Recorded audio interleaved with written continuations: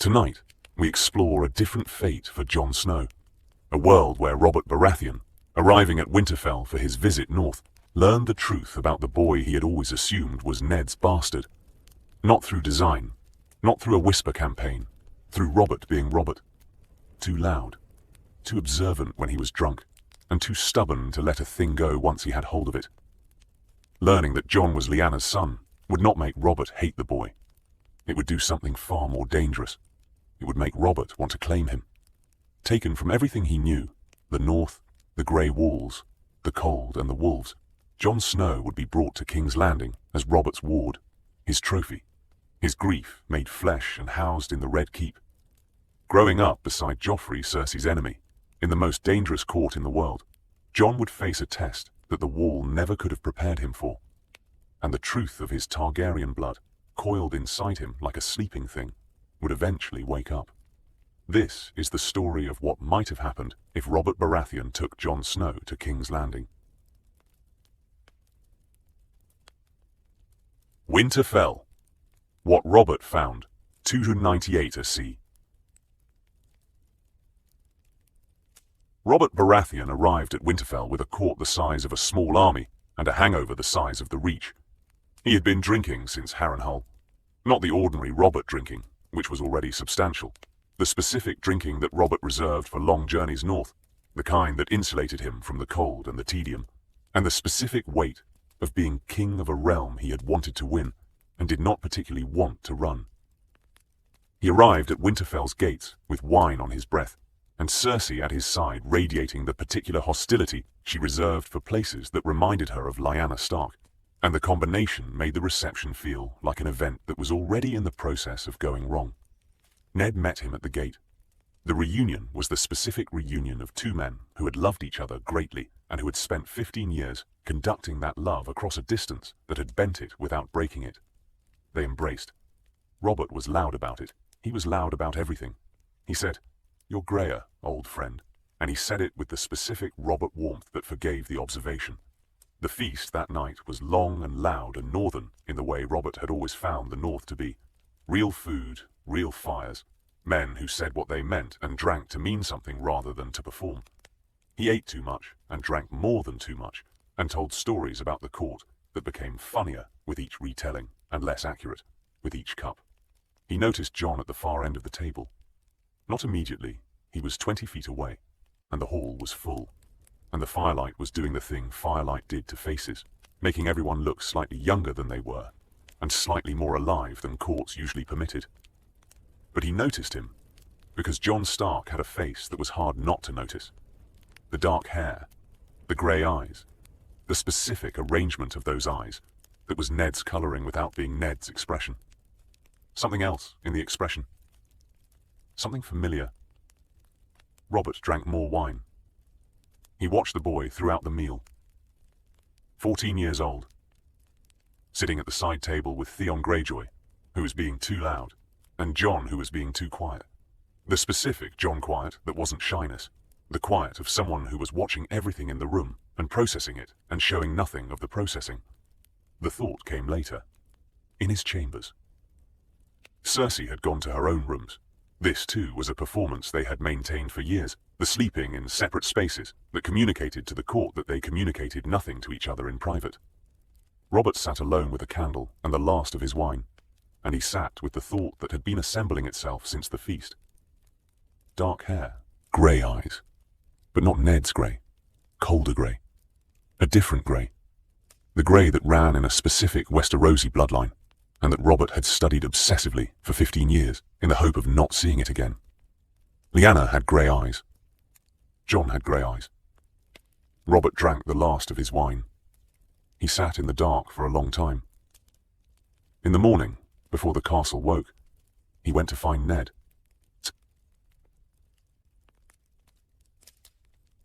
Ned, the confession he didn't make, 298 AC. Ned was in the Godswood. He was always in the Godswood at this hour. The pre-dawn, the grey light that was neither night nor morning. The specific northern hour where the weirwood's face looked most like a face rather than a carving. He prayed in the way Stark men prayed, which was silently and with the knees on cold stone, and the words kept entirely internal, because the gods of the north did not require speeches. Robert came through the gate.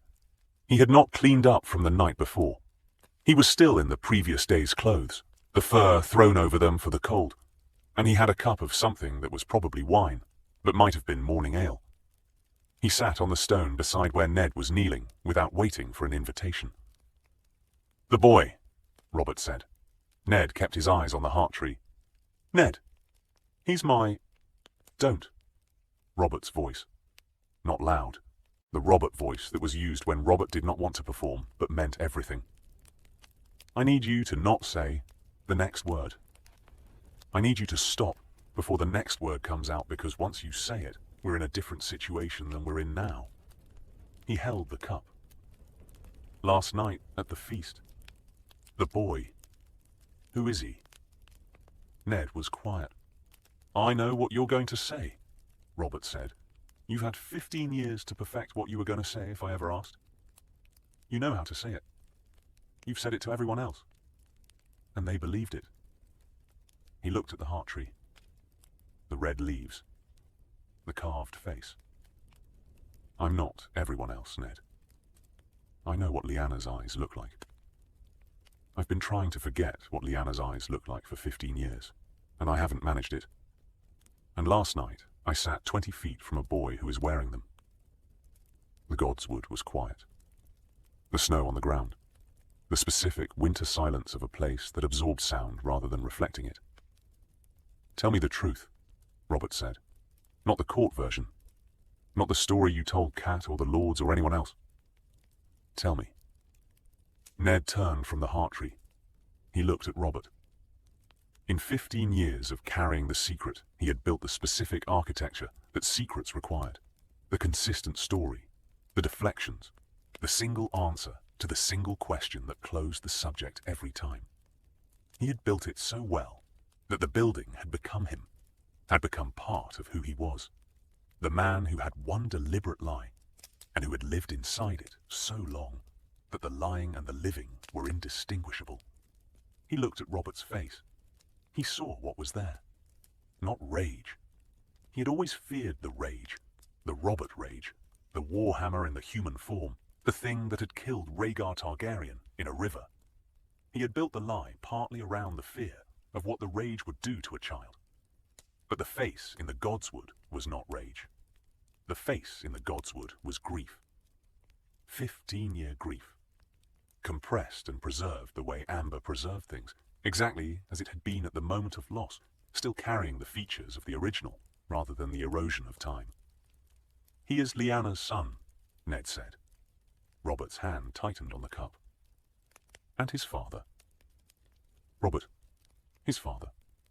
Ned held his gaze. Rhaegar Targaryen. The godswood. The heart tree. The specific silence that arrived when the worst thing finally said aloud. Robert did not move for a long time. He was very still in the way that very large men were still when they were containing something that required containing.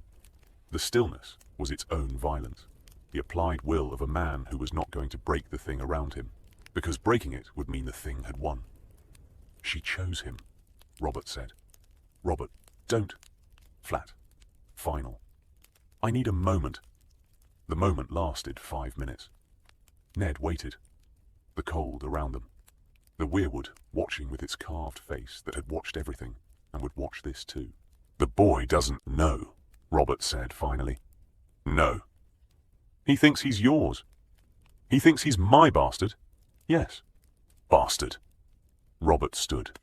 He was large in the godswood. He had been large his entire life, filling rooms in a way that was not the ordinary filling of tall men. The physical presence of someone who burned brighter than the people around them. "Lyanna's son is living in your castle, eating at the side table. He's safe. He's eating at the side table because you told him he was your bastard, and he believes it." Robert's voice was doing something underneath the surface. "He looks like her, Ned. He's got her eyes. He's carrying her eyes around in a castle and eating at the side table, and he doesn't know. That is what kept him alive," Ned said. "Robert, if you had known, if anyone had known, If I had known. Robert looked at him. You think I would have killed him? I thought you might. I couldn't risk. He's Lyanna's child. Robert said it with the specific heavy weight of a man stating a fact that was also a feeling, and that he was not separating the two. He is the only piece of Lyanna that exists in the world.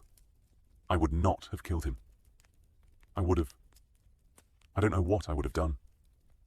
But not that. He walked to the gate, stopped. I want to meet him, Robert said. Not at the feast, not with the court watching. I want to meet him properly.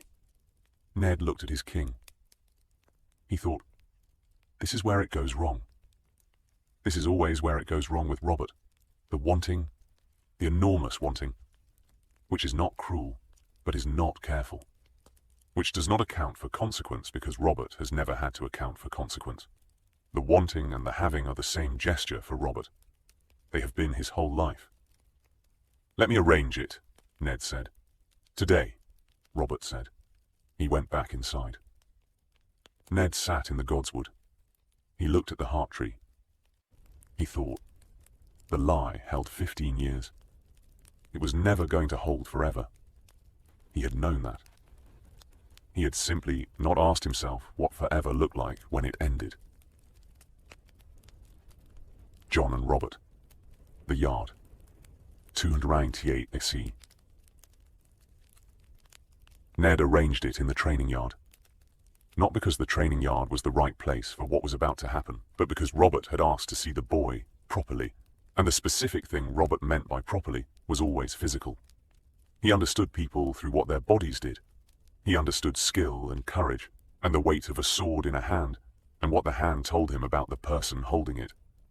Jon was practicing alone when they arrived. He did this often, the solo practice after the official training sessions, the specific Jon habit of working through things with a sword after the instruction was over, because the instruction was the structure, and the structure was not the thing. The thing was the hour after, when the yard was quiet. He stopped when he saw the king. He had met Robert at the feast, briefly, the royal introduction that the Lord's family received when the king arrived, the specific, formal moment that Jon had navigated with the awareness of his position in that moment, which was the bastard attending a court occasion, visible but not central. Robert had not particularly noticed him then. He appeared to be noticing him now. Robert looked at Jon the way Robert looked at everything, directly, with the full force of his attention, and without the social modulation that taught most people to look at things sideways. He looked at the boy with the dark hair and the grey eyes and the practice sword, and he just looked, the way you looked at something you had been searching for. Jon looked back. He was 14. He was not easily intimidated. Ned had not raised easily intimidated children, and the specific Jon temperament added an additional layer of composure to the general stark quality. But the king looking at him like that was its own kind of pressure. You practice alone, Robert said. After the sessions, yes. Your Grace. Show me something. Jon glanced at Ned. Ned gave nothing. Jon picked up the practice sword again. He went through a sequence, not the formal training sequences, the ones Roderick had been drilling into him since he was 7, but something looser. The specific Jon thing that Roderick always corrected, and that Jon kept doing because the correction was right about form and wrong about what the form was for. Robert watched. When Jon finished, Robert picked up the other practice sword without asking anyone's permission and stepped into the yard. Come at me, he said. Jon looked at him. Your Grace, I know I'm the king. Come at me. Ned said. Robert. Ned, let the boy come at me. Jon came at him. What happened next was not what Jon expected. He had been told about Robert's fighting, the stories of the rebellion, the trident, the warhammer. He had expected something that matched the stories, raw force, the power of a large man who had never been stopped. What Robert brought to the yard was something older than the stories. The technique had rusted at the edges, and the body had thickened with years and wine. But underneath both was something that training alone didn't produce. The something was the specific quality of a man who had hit other people with weapons and survived it, who had processed violence through his body until the body knew it at a level below thinking. Jon lasted 40 seconds before Robert put him on his back. Not unkindly. Robert pulled it, the final move, the disarming deliberately controlled in a way that suggested he knew exactly how hard was necessary, and had not gone past it. Jon hit the dirt and lay there for a moment looking at the grey sky. Robert extended his hand. Jon took it. Was pulled up. "You're fast," Robert said. "Faster than I was at your age. You put me on the ground in 40 seconds. I've been doing this for 20 years. Come at me again." They sparred for an hour. Not the formal passing of time, the compressed, specific hour of two people who had found the language they communicated in, and who were communicating rapidly. Jon got better as the session progressed, adjusting to what Robert was doing in the specific Jon way, not anticipating, adapting, which was harder and rarer. Robert got slower as the session progressed, and did not care and kept going. When it was over, Robert was breathing hard and grinning in the way he grinned when something had been good. The full Robert grin that was one of the things that had made him the most beloved king in a generation. "What do you want to be?" Robert asked. The question landed unexpectedly. Jon wiped sweat off his face. "Your Grace, when you're grown, what do you want?" Jon looked at him. He had been asked this question before, but not by a king, and the answer he usually gave. The watch. Because that was what bastards could aspire to in a clear-eyed accounting of the available options, felt wrong in this context. Not wrong in the dishonest sense.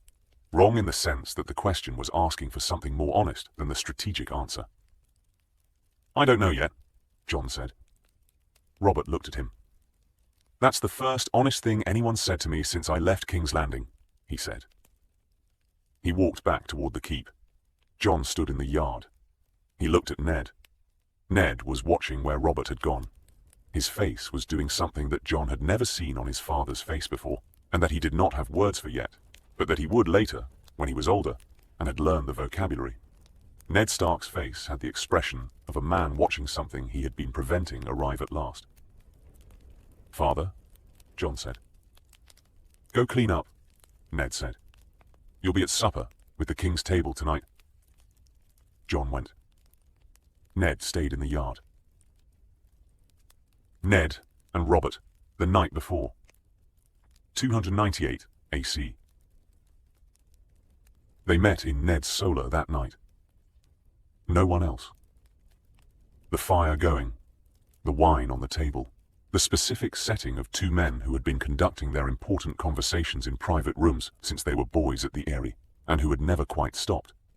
Robert said, "I want to take him south." Ned had been expecting something. He had been expecting several somethings since the gods would, but this was not any of the somethings he had prepared for, and he wasn't prepared. "No," he said. "He's wasted here." "He's, Robert. Listen to what you're saying. You want to take Lyanna's son to King's Landing and put him in the Red Keep with Cersei. As my ward, as a boy of promise that his lord's father..." He stopped. "He can be a ward of the crown. It's not unusual." "He knows who his father is," Ned said. "He thinks his father is me." "I know that. If you take him south, that changes. People will look at him in King's Landing the way you looked at him in the yard this morning. Someone will see what you saw. Then I deal with it when it comes." Robert held his gaze. "Ned, I spent 15 years in a city surrounded by people who are performing all day, every day. Cersei performs. The small council performs. Varys performs so well that none of us know what he's actually doing. And then I come north, and I watch a 14-year-old boy in a yard, and he stopped. He was looking for the word, and not quite finding it. Which was unusual for Robert, who was not normally slow with words. He's real. He does the thing I haven't seen in 15 years, which is be exactly who he is while he's being it. That's because he doesn't know what he is," Ned said. "He thinks he's a bastard. He has the freedom of people who have nothing to protect. All the more reason to bring him somewhere it matters. All the more reason to let him stay somewhere it doesn't." Ned held his gaze. "Robert, this is not a good idea." "It's probably not," Robert agreed. "I've had very few good ideas in my life. The good ideas I've had someone else had first, and I executed them. My own ideas tend to be large, and not entirely planned." He looked at the fire. "I want to do this. He's my son." Ned said it the only way it could be said, simply, without inflection, the way you stated a thing that was true in every way that mattered. I have raised him for 14 years. He is my son. He is your sister's son, Robert said. Just as simply.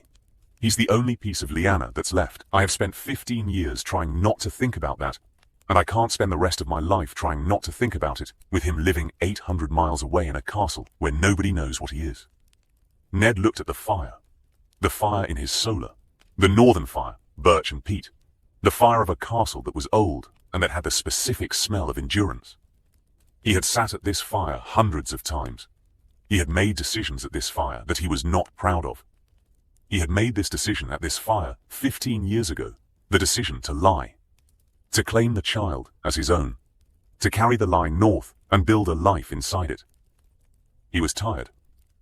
He was tired in the way that men were tired when they had been managing something enormous for a very long time, and the managing was almost over, and what came after the almost was either relief or disaster. He'll hate it there, Ned said. Maybe. King's Landing is everything he's not. It's everything nobody is until they learn to be it, Robert said. I wasn't built for King's Landing either. I learned. You learned badly. Robert almost smiled. I learned. The quality of the learning is a separate question. He held Ned's gaze. I'm not asking you for permission. I'm your king. I'm asking you because you're my oldest friend, and because your son loves you, and I don't want to. I don't want to do this the way I do things, when I don't think about them first. He paused. I'm thinking about it first. Ned looked at his king.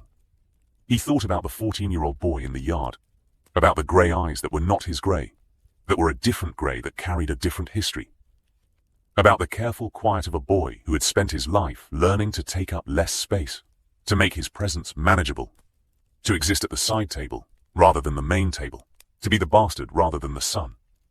He thought, Robert is going to take him. The taking has already happened. The only question is whether it happens with my cooperation or without it. He thought, Lyanna, I'm sorry. I held the promise as long as I could.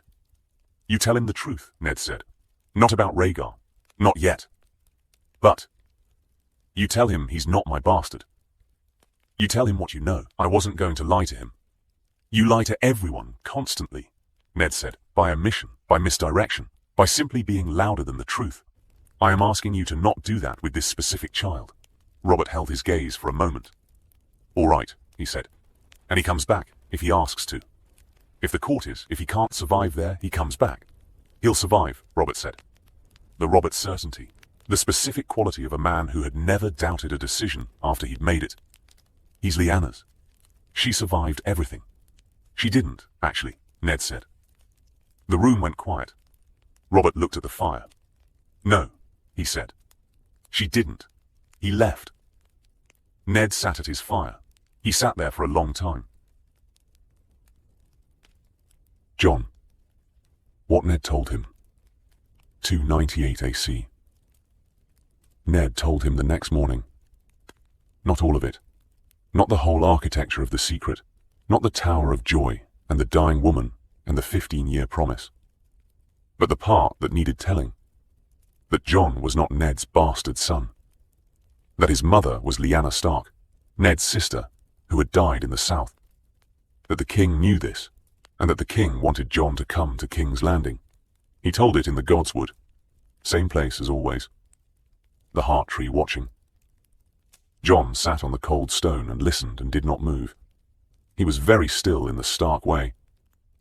When Ned finished, Jon looked at the weirwood for a long time.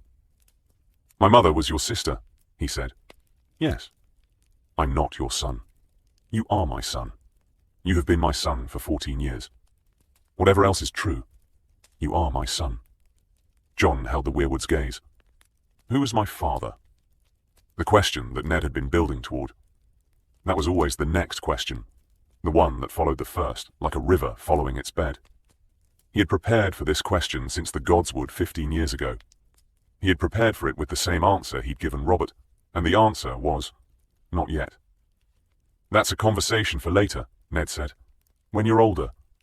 When you have the context to, you're sending me to King's Landing, Jon said. You're sending me to the Red Keep. I'll be in the most political city in the world at 14 years old, and I don't have context for who I am. It was the most Jon had ever argued with him. It was also entirely correct. Ned sat with it. Your father died in the rebellion, he said carefully. He was not a bad man, though the war was fought over what he did. The full truth of him, what he was, and what his blood means for you, is something I will tell you. Not today. When you come back from King's Landing, if you want it. Is there something about my blood that puts me in danger? Ned looked at his nephew, at the grey eyes that were not his grey but Lyanna's grey, and under that, the eyes of a man who had believed in prophecy and destiny, and who had died for it at a river crossing, and whose blood was now sitting in a godswood, asking the right question. Yes, he said. Simply. Jon sat with that. The king knows. He knows about Lyanna. He doesn't know the rest. He held Jon's gaze. While you're in King's Landing, while you're with Robert, the rest stays between us. Can you do that? Keep a secret about my own father. Yes. Jon was quiet for a moment. You've been keeping it for 14 years, Jon said. Yes. And it nearly killed you. Ned was still. Jon stood. I'll keep it, he said. I don't know who he is yet. That makes it easier. He looked at Ned. Looked at him in the way he had looked at him his whole life. The way he had been looking at him since he was old enough to look at things with attention. You should have told me sooner. I know. I needed to know sooner. I know that too. Jon went back to the castle to pack. Ned and Catelyn, the morning he left. 298 AC. Catelyn did not come to the yard. Ned had told her the previous night, not in the godswood, in their chambers, with the fire low and the children asleep, and the specific privacy of a marriage that had been honest about everything except the one thing. He had told her about Lyanna, about Jon, about the promise and the lie. He had expected the specific Catelyn anger that arrived when Catelyn had been deceived, the controlled fury, the Tully precision directed at a wrong that was being named. He had expected it, and he had deserved it, and he had received something else. She had sat with it for a very long time. I was cold to him, she finally said. Yes, for 14 years. Because I believed he was, because I thought he was. She stopped. Started again, and all this time, he was Lyanna's. Yes, she looked at the fire. Lyanna is dead, she said. She is, and he carries her, in this castle. The coldness was wrong. I knew it was wrong every time I did it, and I told myself it was appropriate, and it wasn't. It was just me being afraid of something that wasn't what I was afraid of. Ned held her gaze. He doesn't blame you, he said. I don't think he ever has. He should. She held the gaze. Children should be allowed to blame the people who are cold to them. It teaches them what they can expect from the world. The world hasn't taught him that lesson through you. He held the gaze. It's taught him other ones. She looked at the fire. Robert is taking him south, she said. Not a question. In the morning. Can you stop it? No. He held her gaze. I'm not sure I should. Robert is. Robert will be something for him that I couldn't be. Something larger and louder, and wrong about most things. But wrong in the specific ways that are different from my wrong. And Jon needs more kinds of wrong than one man can give him. Catelyn looked at her husband. You're letting him go, she said. He's 16 in 2 years. He would go regardless. He held the gaze. And the claim, the specific weight of what he carries. King's Landing is where the weight is relevant. The North is where the weight is hidden. Hidden things fester. She was quiet. Will he be safe? Robert will keep him as safe as Robert keeps anything. That's not reassuring. No. He held her gaze. He's not Lyanna. He doesn't take risks the way she did. He's more careful. He thinks before he goes. He looked at the fire. He'll be careful. Whether careful is enough, I don't know. I've never known. That's the cost of having children who go into the world. She held his hand. They sat by the fire until the fire was embers and the morning was early enough to call itself morning. In the yard, before the procession formed, Jon came to find Ned. He was already in travelling clothes. Northern clothes, Ned noticed. rather than the warmer southern clothes the servants had laid out for him. The specific choice of a boy who was going south, but who wasn't going to perform the going. "I have 2 things to tell you," Jon said. "Tell them." "The first is, you should have told me earlier. I know why you didn't, and the why is right, but the earlier would have been better." He held Ned's gaze. "Not as an accusation, as information, so you can make different choices with the ones who come after." Ned held the gaze. "The second thing," Jon said. "Yes." "Thank you." He held the gaze. "For carrying it. For 14 years, in every room, every time someone asked a question that pointed at it. For keeping me safe while you were carrying it." He held the gaze. "It cost you. I know it cost you. Thank you." Ned looked at his nephew. He said, "Your mother would have liked who you are." Jon held the gaze for a moment. He nodded. He went to his horse. He did not look back. Ned stood in the yard and watched the procession form, and watched it leave through the gate, and watched the gate close behind it. Catelyn was in the window above. He looked up at her. She looked down at him. They held the gaze across the yard, and the distance, and the 15 years, and the truth finally told, and the boy finally gone toward whatever he was going toward. Then she was gone from the window. Ned went to the Godswood. The road south. What Robert said. 298 AC. They rode south together, Jon and Robert, the king's massive retinue around them, the specific travelling machinery of a royal procession that was too large and too slow and too loud for the king's road, and somewhere in the middle of it, a 14-year-old boy, on a horse, who was managing the specific experience of leaving everything he'd ever known while the king rode beside him. Robert talked. This was something that Jon had not been prepared for. He had been prepared for the discomfort of the road and the cold strangeness of being removed from Winterfell, and the specific anxiety of not knowing who he was or what role he was supposed to play in this new world he was entering. He had not been prepared for the king to simply talk at him for 8 hours a day without visible fatigue. Robert talked about the rebellion, about the battles, not the strategy, the feel, the specific physical reality of combat as Robert had experienced it, which was not the songs and was not entirely the truth either, but was something in between. The truth as filtered through the ego of a man who had lived his greatest moments when he was young, and who was still working out how to be what he was after them. He talked about Lyanna. Not directly at first. Sideways, the way Robert talked about things that mattered, approaching obliquely, getting closer, circling. He talked about the tournament at Harrenhal, where Rhaegar had named Lyanna Queen of Love and Beauty, and the world had gone quiet for a moment, the way it went quiet when something was about to break. He talked about how beautiful she was, and said it the way you said things that had been true for so long they'd stopped being describable. Just the fact of it, the simple, enormous fact. She was stubborn, Robert said.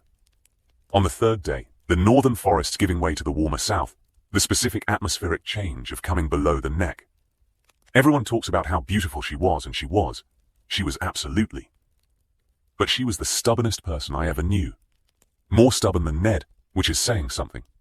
More stubborn than me, which is saying a great deal. Jon was listening. He had been listening to everything Robert said about his mother, and storing it with the specific concentrated attention of someone who was filling in a picture they had been given no colors for. She knew what she wanted, Robert continued, and she always wanted things I hadn't thought of yet. That was the thing about Lyanna. She was always a step ahead of where I was in the world, and I was always trying to catch up. Jon looked at the road. Did she know you loved her? Jon said. Robert was quiet for a moment. She knew I wanted her, he said. Whether she knew the difference between that and love, I couldn't tell you. I'm not sure I knew the difference at the time. He drank from a travel flask. Put it away. She'd have liked you, Robert said. She liked people who were honest. She couldn't stand performance. She'd have liked that you don't perform. He looked at Jon sideways. You don't. You know. Even in the yard, when you were nervous but you didn't perform, than not being nervous. That's rarer than people think. Jon rode without answering. He was thinking about his mother. About the word mother, which had always had an empty shape in him, a hollow where something was supposed to be that wasn't. He was filling it now with what Robert gave him, which was not the whole truth. He understood there was a whole truth that he wasn't getting, but was better than the nothing he'd had. "Your Grace," Jon said. "Robert. On the road. Robert, why are you bringing me south?" The question hadn't been asked yet. They were 4 days in, and it hadn't been asked because Jon had been storing things until he had enough of them to ask the right questions. He had enough now. Robert looked at him. "Because you're too interesting to stay in the north," he said. "That's not an answer." No, Robert looked at the road ahead. The south coming toward them, the air warming by degrees. "Because you're Lyanna's. And I've been failing her memory for 15 years by being exactly the kind of king I was always going to be, which is not a good one. And I thought that maybe being responsible for something she cared about might make me." He stopped. "Might make me better at something she would have cared about." Jon looked at the road. "That's a lot of weight for one person," he said. "Yes, I might not help." "You might not," Robert agreed. "But you'll be interesting while you're failing to, which is more than most people manage." Jon almost smiled. "Almost, don't smile," Robert said. "It makes you look like her when you do." "It makes me feel." He stopped. "Drank again. It's fine. Just warn me." He rode ahead. Jon rode behind and thought about what he was riding toward and what he had left behind, and the specific dislocation of being told you were one person for 14 years, and then being told you were someone else, and then being put on a horse and taken south to a city that was the home of neither person. Ghost was in the wagon behind them. His direwolf, 3 months old, white and red-eyed, and completely out of place on the King's Road. Robert had been informed about the wolf and had said nothing at all, which was either acceptance or the deferral of a decision he hadn't made yet. Jon had brought Ghost, because Ghost was the thing from Winterfell that was most entirely his.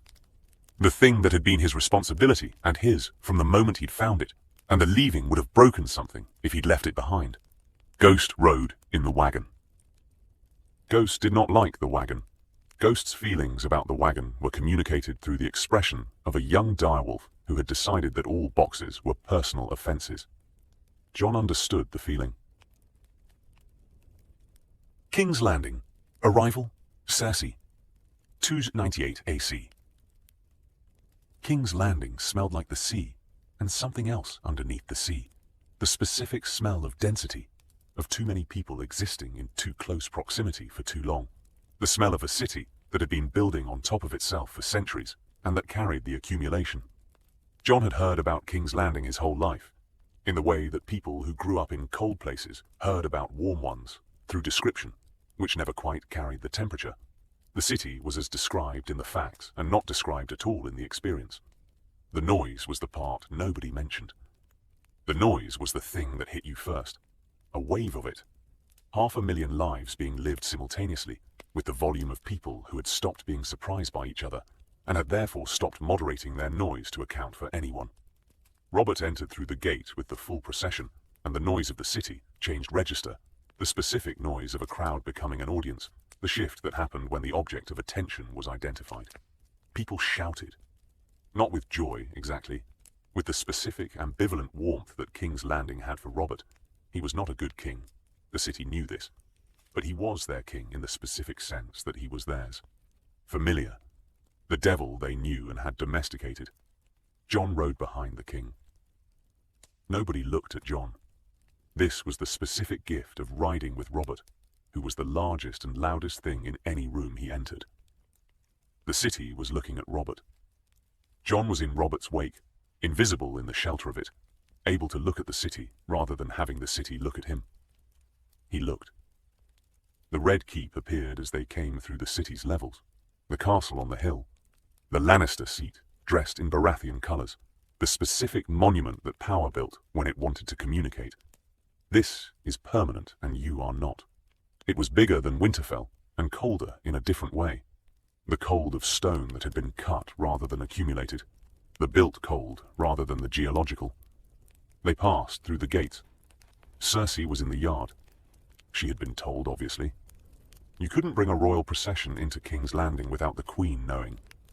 She had been told and she had prepared, and the preparation was the specific Cersei preparation that communicated through costume and posture, and the perfect control of a face that was never going to show what it was actually doing.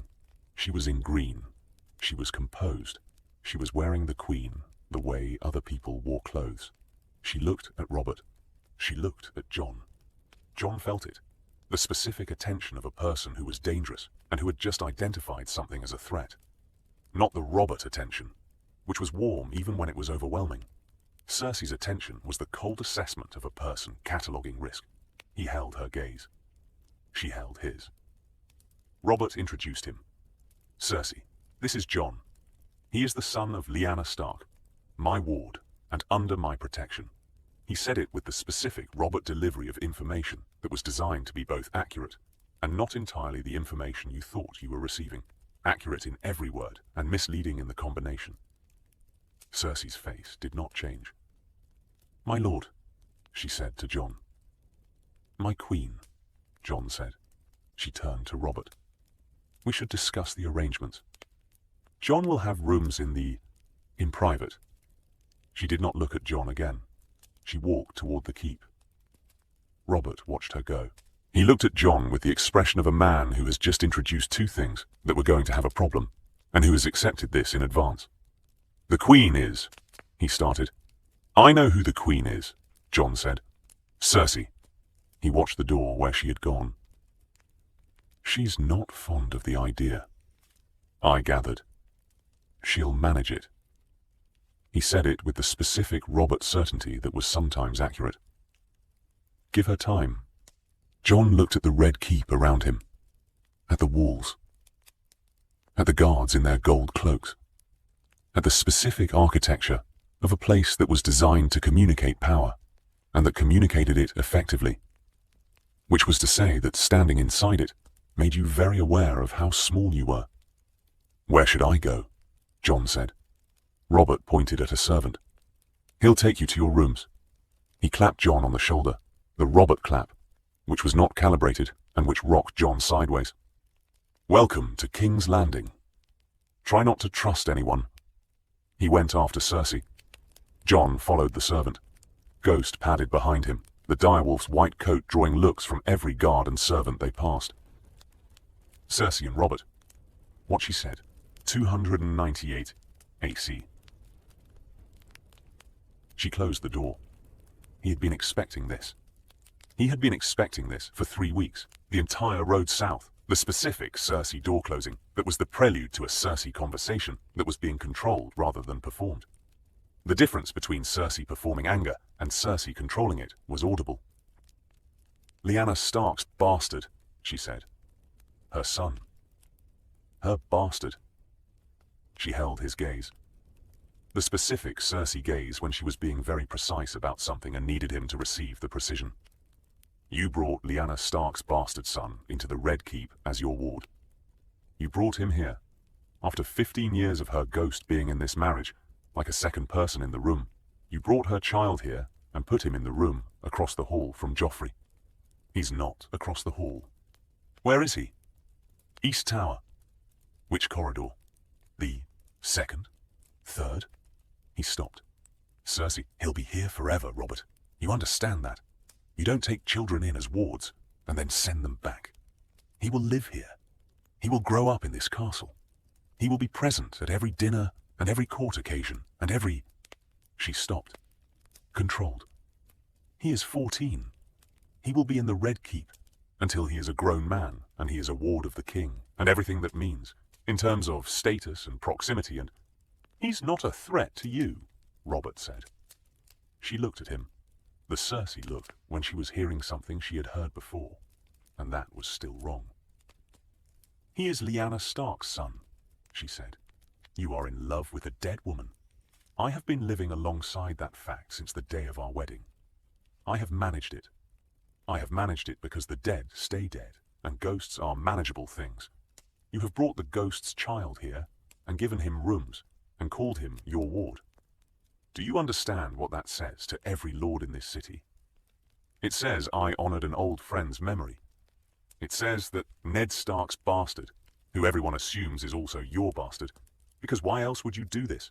Why else would you bring a bastard from the north to live in the Red Keep? It says you couldn't keep your hands off anyone for 15 years. Which is true, but this specific instance is. He's not my bastard. Everyone will think he is. Let them think it, Robert's voice. The Robert impatience under the surface. The specific pressure that built when Robert felt he was being managed. Let them think what they want. I know what he is. You know what he is. That's enough. Cersei looked at him. What is he? She said. He's Lyanna's son. And his father. His father is dead. He held her gaze. The Robert gaze when he was holding a thing that he was not going to release. His father is dead, and that is all anyone needs to know. She held the gaze. She was calculating. He could see it. The rapid Cersei calculation that processed information the way she processed threats. Comprehensively, instantly, with the specific attention to implications that was her greatest skill and her constant burden. If anyone looks at him closely, she said, no one will. He has grey eyes, Robert. He has dark hair and grey eyes, and he looks exactly like... She stopped. Changed what she was going to say. He looks like someone who is not from the north. He's northern on his mother's side. His mother's side is your ward's side, which is the wrong grey for Stark. There are people at this court who remember what Rhaegar Targaryen looked like. The room went very still. Robert's face changed. The specific Robert face when he was encountering something he had been avoiding thinking about, and that had arrived regardless. Nobody's going to... Varys, she said. Littlefinger. The Grand Maester. These are not stupid men. They look at what is in front of them, and they draw conclusions, and the conclusions are their leverage. She held his gaze. You have brought a problem into this castle, and called it a ward. Robert looked at the floor. I know, he said. Then why? Because he's hers. He looked up. Because she's been dead for 15 years, and I have nothing left of her, and he exists, and he's real, and I can't leave him in Winterfell eating at the side table. He held Cersei's gaze with the specific Robert honesty that arrived when the wine was absent, and the performance was too tired to maintain. I know it's a problem. I know it creates. I know. But I couldn't leave him there. Cersei held his gaze. She looked at her husband. At the man she had been managing and resenting and occasionally understanding for 15 years. At the man who had built his whole identity on a war fought for a woman he never had, and who had been trying to build the rest of his identity on the absence of her. He'll need to be watched, she said finally. He's a ward, not a prisoner. Everyone in this castle needs to be watched. That's what this castle is. She turned away. Put the wolf somewhere that isn't my children's corridors. She left. Robert stood in the room. He thought, she's afraid. He thought, she's right to be afraid. He thought, I'm going to need more wine. Cersei. What she decided. 298 AC. She came to Jaime 3 nights after Jon's arrival. The private chamber, the firelight, the specific brother-sister privacy that existed inside the Red Keep as its own territory, the territory neither of them named and both of them occupied. Jaime looked at her face when she came in and said, the ward. Lyanna Stark's son, she said. She sat. She held the wine she'd brought without drinking it. Robert brought Lyanna Stark's son into the Red Keep and gave him rooms and is going to eat with him and hunt with him and call him his ward. She held the cup. He looked at me in the yard as though he knew exactly who I was. He's 14, Jaime said. He's Ned Stark's ward, or his bastard, or Robert's bastard, or... She stopped. Something about him is wrong. Not wrong like a threat. Wrong like... She held the cup. Wrong like he's not what he's supposed to be. Jaime held her gaze. He had the specific Jaime attention when he was being careful. The attention that existed under the performance of ease. What do you want to do about it? He said. I want to know who he is. She held the cup. Varys knows. Varys always knows. But Varys will use it when it serves him, and not before. Pycelle. Pycelle is useful, but not for this kind of intelligence. He's too old and too slow. She held Jaime's gaze. I want you to watch him. He's a 14-year-old ward. He's a 14-year-old ward who is going to be in my castle and near my children and in my court, and I want to know what he is before the court decides what it thinks he is. She held his gaze. Will you watch him? I train with the ward rotation, Jaime said. He'll come to the inner yard. I know. And if I watch him in the yard, tell me what you see. She held his gaze. Not what you think I want to hear. What you actually see. Jaime held the gaze. You're asking me to give you honest intelligence about a 14-year-old boy who may or may not be a threat. Yes, because you can't trust yourself to be objective about him. She held his gaze and did not answer. Jaime looked at the fire. I'll watch, he said. He watched. What he saw over the following months was not what Cersei feared, and not what he expected, and was, upon reflection, the most interesting thing that had happened in the training yard in years. The boy was fast, and he was adaptive, and he was not performing anything in the yard, which was the rarest quality in the Red Keep, which was a place where everyone performed everything. He told Cersei, he's honest. She held his gaze. In the yard, Jaime said, he makes mistakes, and he acknowledges them. He gets corrected, and he incorporates the correction. He doesn't argue about whether he was right. He finds out whether the correction was right. That's in the Red Keep. In 15 years, I haven't seen that. He's northern. He's something specific. He held her gaze. He's not a threat in the way you mean threat. He's not plotting. He's not positioning. He paused. He's learning. Everything. As fast as the castle can teach it. And when he's learned everything the castle can teach, Jaime held the gaze. Then he'll be the best educated person in it, he said. And whatever he does with the education will depend entirely on what he decides to do with it. Cersei held the cup. He's going to be a problem, she said. He's going to be something, Jaime said. Not necessarily a problem. She held the cup for a long time without drinking. Watch him longer, she said. Jaime went back to the yard. Jon and Joffrey. The first encounter. 298 AC. Joffrey came to find him. Not the next day, the day after. Joffrey had apparently needed a day to determine his approach, which Jon would later understand was the Joffrey method, which was to identify the kind of thing something was before deciding how to be towards it. Jon was Northern Ward. Northern Wards were, in Joffrey's taxonomy, somewhere between curiosity and condescension as a default. He came to Jon's rooms with 2 Kingsguard at his back, and the specific presence of a boy who had been told since birth that rooms belonged to him by his arrival in them. Jon was sitting with a book. Ghost was on the floor, which Joffrey noticed immediately.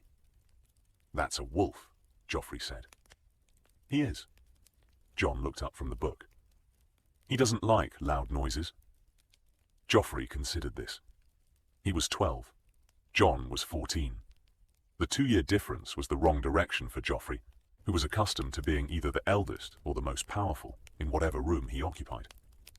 He looked at Jon with the assessment of someone who was recalibrating. Father says you're from the north, Joffrey said. I am.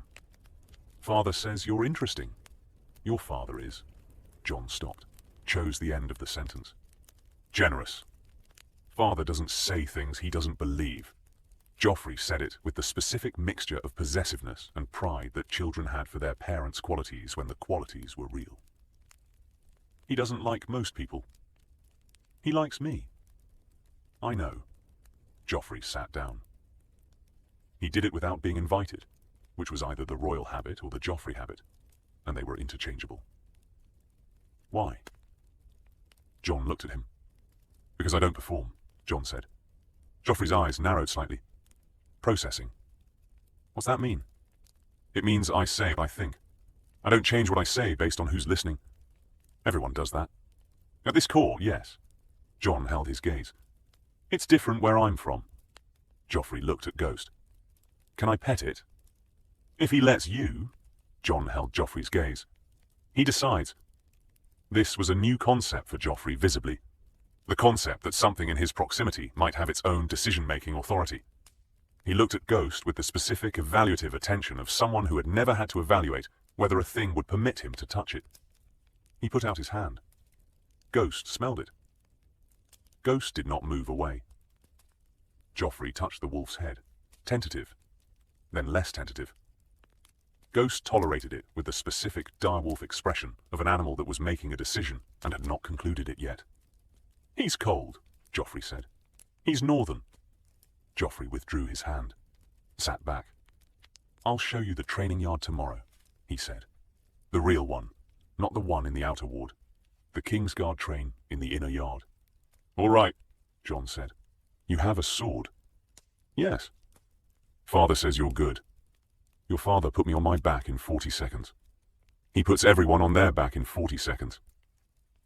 Joffrey looked at him with something that was the specific 12-year-old version of respect, not the performed version, the real one, which was reluctant and came out at unexpected angles. "He doesn't call everyone interesting afterward." He left. Jon looked at Ghost. Ghost looked at him. "Well," Jon said. Ghost put his head down on his paws. "Yes," Jon agreed. "We'll see." The first months. What the court made of him. The court decided he was Robert's bastard. Not by accusation. Nobody accused anyone of anything in King's Landing, because accusation required commitment, and commitment was the one thing the court almost universally avoided. By assumption.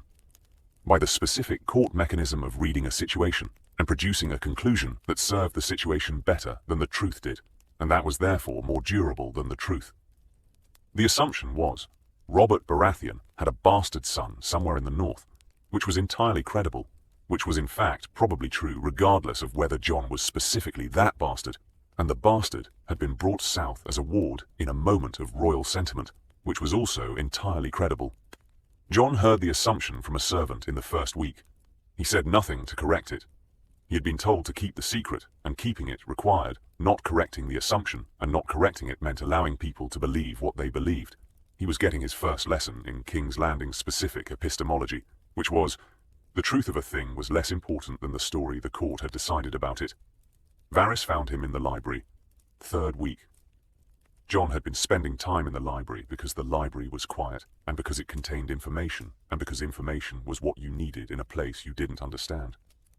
Varys appeared between shelves with the specific Varys appearance, which was, no warning, no noise, simply present. "Lord Jon," Varys said. "Just Jon." He looked at the eunuch. He had been briefed on Varys by Robert briefly, with the specific Robert briefing that said, "He knows everything. He's useful. Don't trust him. Welcome to King's Landing." "Jon," Varys repeated. He sat across from Jon with the delicate precision of a man who moved as though he were always in a space he didn't quite own. "How are you finding the city?" "Loud." "Yes. The acoustics are unfortunate. The King's City was not designed with contemplation in mind." He looked at the book in Jon's hands. "Histories?" "House histories. I'm trying to learn the names." "An excellent strategy. The names are the map. Once you have the names, you can navigate most of what happens here." He folded his hands. "May I ask what Lord Stark told you about your time here?" Jon looked at him. "He told me to learn what I could," Jon said, "and to trust my instincts about people." "Wise counsel?" Varys smiled the Varys smile, which was warm and empty and useful simultaneously. "Your instincts about me would be, you're useful, and you know everything, and you serve what you call the realm, but the realm is what you decide it is." Jon held his gaze. "Which means your loyalty is to your own judgment, rather than to any person. Which means you're not trustworthy in the specific sense of trusting. But you're predictable in the sense that you'll do what you think is best, even if it isn't what I want." Varys held the gaze for a moment. He looked at Jon with something that was genuinely unexpected in his expression. Not warmth, not calculation, but the specific expression of a man who has been told an accurate thing, and is acknowledging its accuracy. 14 years old, he said. From the north, Jon said. People from the north have fewer social incentives to lie, so we get less practice performing and more practice seeing. A generous framing of northern bluntness. I'm trying to be diplomatic, Jon said. I hear it's important here. Varys almost smiled. I was coming to offer you information, he said. Freely given, because free information is the best kind. It creates goodwill without the appearance of debt. The information is, your direwolf is causing more commentary than you are. The court is uncertain whether to be frightened of it. I would suggest making that uncertainty productive. How? By being the person who controls the uncertain thing. He stood. Good afternoon, Jon. He left. Jon looked at the book. He thought, every conversation in this city is also a negotiation. He thought, I'm going to need better instincts than I brought from Winterfell. He thought, I'd better start building them quickly. Littlefinger was next. He came to a feast in the 3rd month and sat near Jon in the way that Littlefinger sat near people. Casually, as though by accident, the specific Baelish method of reducing distance without appearing to choose the proximity. You've been speaking with Lord Varys, Littlefinger said. He speaks with everyone, Jon said. He does. He particularly speaks with new arrivals. What did he offer you? Information about my wolf. Littlefinger smiled the Littlefinger smile, which was warmer than Varys's and less trustworthy for being warmer. He would start with the wolf. The wolf is unthreatening. Information about the wolf is the gift you give before the gift you mean. He looked at Jon. What are your plans for your time here? To learn. To learn what? Everything available. Jon held his gaze. What are your plans for my time here? Littlefinger held the gaze and his smile shifted, fractionally.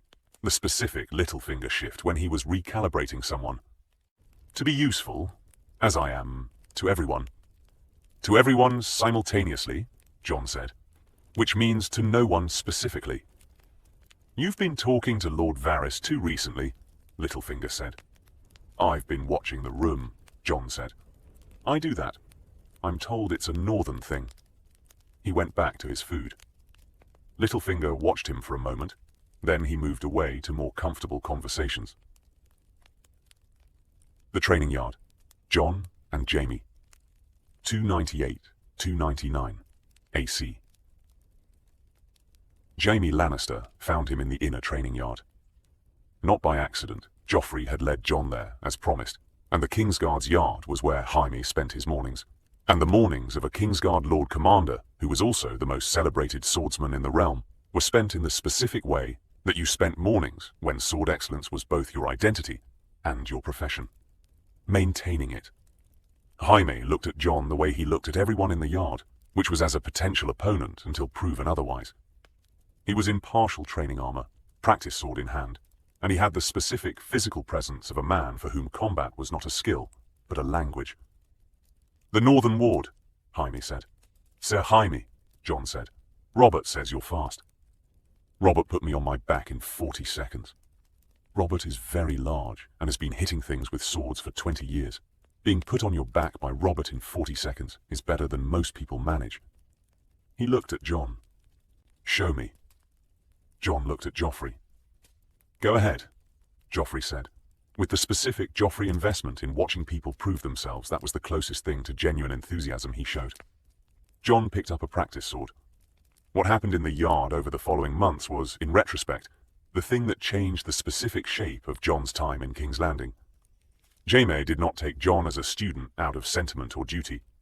Jaime took Jon as a project because Jon was interesting and Jaime was bored, in the specific way that supremely talented people were bored when nobody around them was capable of challenging them. Jon was not capable of challenging Jaime, but he was capable of being the kind of student that made teaching interesting. Which was, he learned faster than expected, he made mistakes only once, and when he was corrected, he didn't argue with the correction, but immediately incorporated it, and then argued with the underlying principle if the underlying principle seemed wrong. Jaime found this infuriating and excellent simultaneously. You're doing the thing again, Jaime said, in the 4th month. They had been working on a specific defensive form that Jaime had developed over years, and that Jon had absorbed and then modified in a way that was technically wrong and actually more effective. The thing, Jon said, The thing where you learn what I teach you and then decide you know better. I don't know better. I know differently. Jon held the practice sword.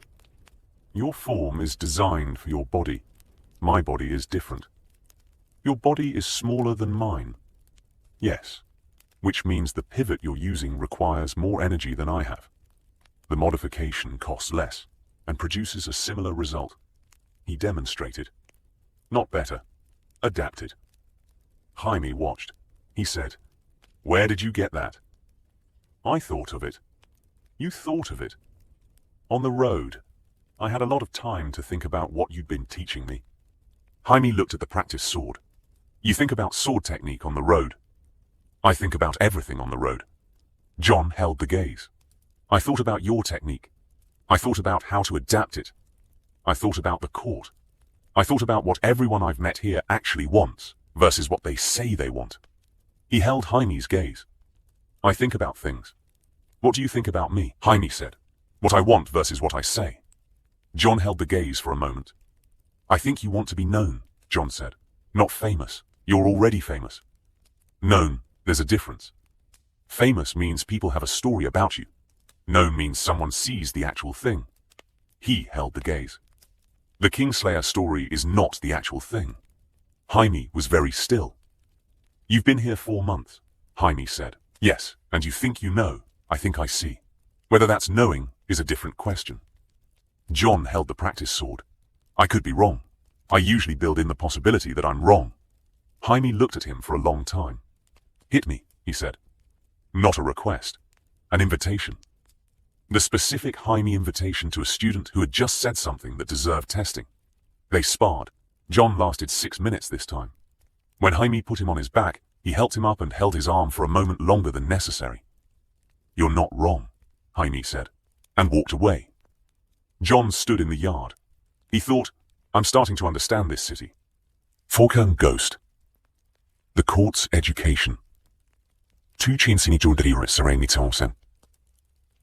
Ghost was 3 months old when he arrived at King's Landing.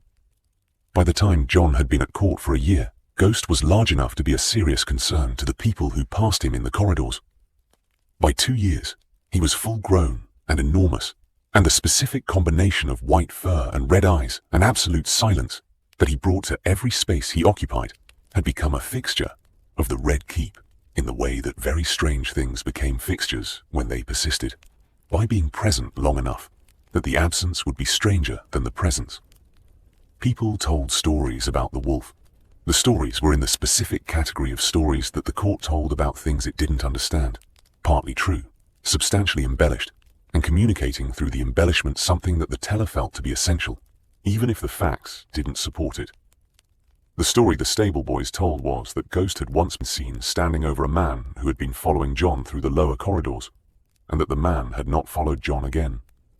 The man in question, when asked, said he had simply changed his route, but the story preferred the wolf's role. The story the servants told was that Ghost could tell when someone was lying. This was not true in any literal sense, but it was true in the functional sense, which was that Jon read people accurately, and Ghost was beside Jon when Jon was reading people. And the combination produced the impression that the wolf was the instrument. The story the Kingsguard told was the most specific and the most accurate. That Ghost had come to the training yard during a session where Sir Meryn Trant had been instructing Jon in a drill that was pointlessly injurious. The specific Meryn Trant approach to instruction, which was aggressive in ways that were designed to establish dominance rather than teach. And Ghost had sat at the yard's edge and watched Meryn Trant with the specific wolf attention that communicated, "I see what you are doing, and I am deciding whether it requires a response." Meryn Trant had changed his approach. Not immediately, over the following sessions. The approach had shifted in ways that were difficult to attribute to any specific cause, but that correlated precisely with the presence of the direwolf and the direwolf's attention. Jaime had noticed this. He had come to Jon one evening and said, "Your wolf is training my colleague." "Ghost trains himself," Jon said. "Ghost is conducting an extended correction of Meryn Trant's pedagogy. Ghost is sitting in the yard. Ghost is sitting in the yard, and Meryn Trant is becoming a better instructor." Jaime held his gaze. "I'm not complaining. I'm observing." Jon looked at Ghost. Ghost looked back with the specific expression of an animal who had no comment to make. He did the same thing to the steward who was shortchanging the kitchen stores, Jon said. Sat outside the stores for a week. The shortchanging stopped. Your wolf is solving the Red Keep's corruption through sustained silent observation. My wolf is a wolf, Jon said. The people around him are drawing their own conclusions. The people around him are afraid of him, Jaime said. And fear is the most efficient governor of human behavior. He looked at Ghost. Where did you get him? He was the last of the litter, Jon said. The smallest. He was apart from the others. I brought him, because he seemed like the one who wouldn't survive without. He stopped. He was doing the thing where he caught himself in an explanation that was also about himself, and decided not to continue the explanation out loud. Jaime held the gaze. The one who wouldn't survive without help, Jaime finished. The one who was on his own, Jon said. Jaime looked at the wolf. The names, he said. Your brothers and sisters at Winterfell. They're wolves. Ghost is the odd one. The different one. The white one. He's the one I brought, Jon said. Jaime held the gaze. Sometimes the right companion is the one that doesn't fit anywhere else either, he said. Jon held the gaze. Yes, he said. Jaime went back to the yard. Jon looked at Ghost. Ghost put his head on his paw. Don't read into it, Jon said. Ghost declined to comment. Cersei's long campaign, 298-299 AC. Cersei did not move against Jon directly. She was too intelligent for direct moves. Direct moves left evidence, and evidence was the specific thing that Cersei managed around rather than toward. Because evidence was the thing that got turned against you when the tide changed. She had been operating in the Red Keep for 15 years, and the Red Keep had taught her one thing above all others. The tides always changed. She moved laterally. She moved through the small council, where she had specific influence with Pycelle, whose loyalty was purchased and maintained through the long-term investment of being the person who called on him when he needed calling on. She used Pycelle to raise concerns about the ward's accommodations, not the ward himself, the wolf. The wolf in the Red Keep created concerns about the safety of the royal children. The wolf should be kennelled in the outer yard. Jon moved Ghost to the outer yard. Cersei moved through the servants, where her reach was comprehensive in the way that Queen's reaches were comprehensive. Not through orders, but through the specific atmosphere she created around herself that the servants navigated by anticipating what she wanted, rather than waiting to be told. The servants were careful around Jon, not hostile. Careful. The specific careful that meant, we've been told to notice things. Jon noticed that the servants noticed. He adjusted accordingly. He was careful about what he said and where he said it. He was careful about which servants he spoke with and what he said to them. He was not unfriendly. Unfriendly would have been a pattern that communicated fear. But he was measured. Cersei moved through Joffrey. This was the most complex operation. Joffrey had developed a genuine interest in Jon that was the most honest version of Joffrey's limited capacity for genuine things. He liked Jon because Jon didn't perform, and the not performing was the specific thing that the court never gave Joffrey. He went to Jon's rooms. He went to the training yard when Jon was there. He said things to Jon that he didn't say to anyone else, which were often the things that were true for Joffrey, and that the performance didn't allow. Cersei watched this, and she felt the specific Cersei feeling about it, which was danger. Not because Jon was bad for Joffrey, she could see that the relationship was producing the best version of Joffrey that currently existed. Because Jon was a variable she didn't control. She came to Joffrey's chambers one evening. Tell me about Jon Snow, she said. Joffrey looked up from a document he was studying. He had begun studying the court's structure, partly from natural interest, and partly from Jon's evident interest in the same material. The specific Joffrey competitiveness that worked on this problem by doing what Jon did. What about him? What do you talk about? Things. He looked at her. The Joffrey look when he was deciding how much to give. Training. Court politics. History. History. He reads a lot. He knows more history than Pycelle. History of what, specifically? The Targaryen dynasty. The rebellion. He looked at her. Why? I'm interested in what interests the ward. He's interested in everything. Joffrey said it with the specific Joffrey tone that had both pride and resentment in it. Pride because he was friends with someone interesting. Resentment because the interesting person was not him. He reads because he says you can't understand the present without the past. That sounds like Ned Stark's counsel. Maybe Joffrey returned to his document. He thinks differently from everyone else here. He says things that nobody else says. Such as, he said the Kingsguard's purpose isn't to protect the king. Joffrey looked up. He said the Kingsguard exists to demonstrate that the king has the loyalty of the best fighters in the realm. The protection is secondary. The symbol is primary. He held her gaze. He said the symbol is only as strong as the loyalty is real. Which means a Kingsguard that stays when it isn't forced to is worth more than one that stays because of the oath. Cersei held her son's gaze. He said that. He said it's the same as everything else in King's Landing. The symbol says one thing. The reality says another. If you can't tell the difference, the city runs you. He looked at her. He was talking about court. I thought about it afterward, and I thought it was also about... He stopped. About what? About us. About our family. He held her gaze.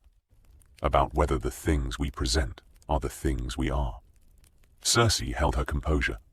What Jon Snow was doing to her son was making her son think. This was more dangerous than she had anticipated. Jon and Robert.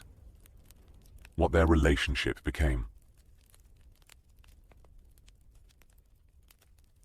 Robert summoned him for hunting 3 times. The hunting trips were Robert's specific domain, the thing that was entirely his. Outside the court, outside the performance of kingship, outside everything that Robert found crushing about the throne. He took very specific people on the hunting trips, which was to say he took people he actually liked, rather than people the situation required. Jon came on the first one with the specific awareness that being included was significant, and with the additional awareness that he didn't know what to do with significance yet. The forest outside King's Landing was different from northern forests. Warmer, denser, the trees closer together with the specific pressing quality of growth that was trying to crowd everything out. Robert moved through it like a man coming home.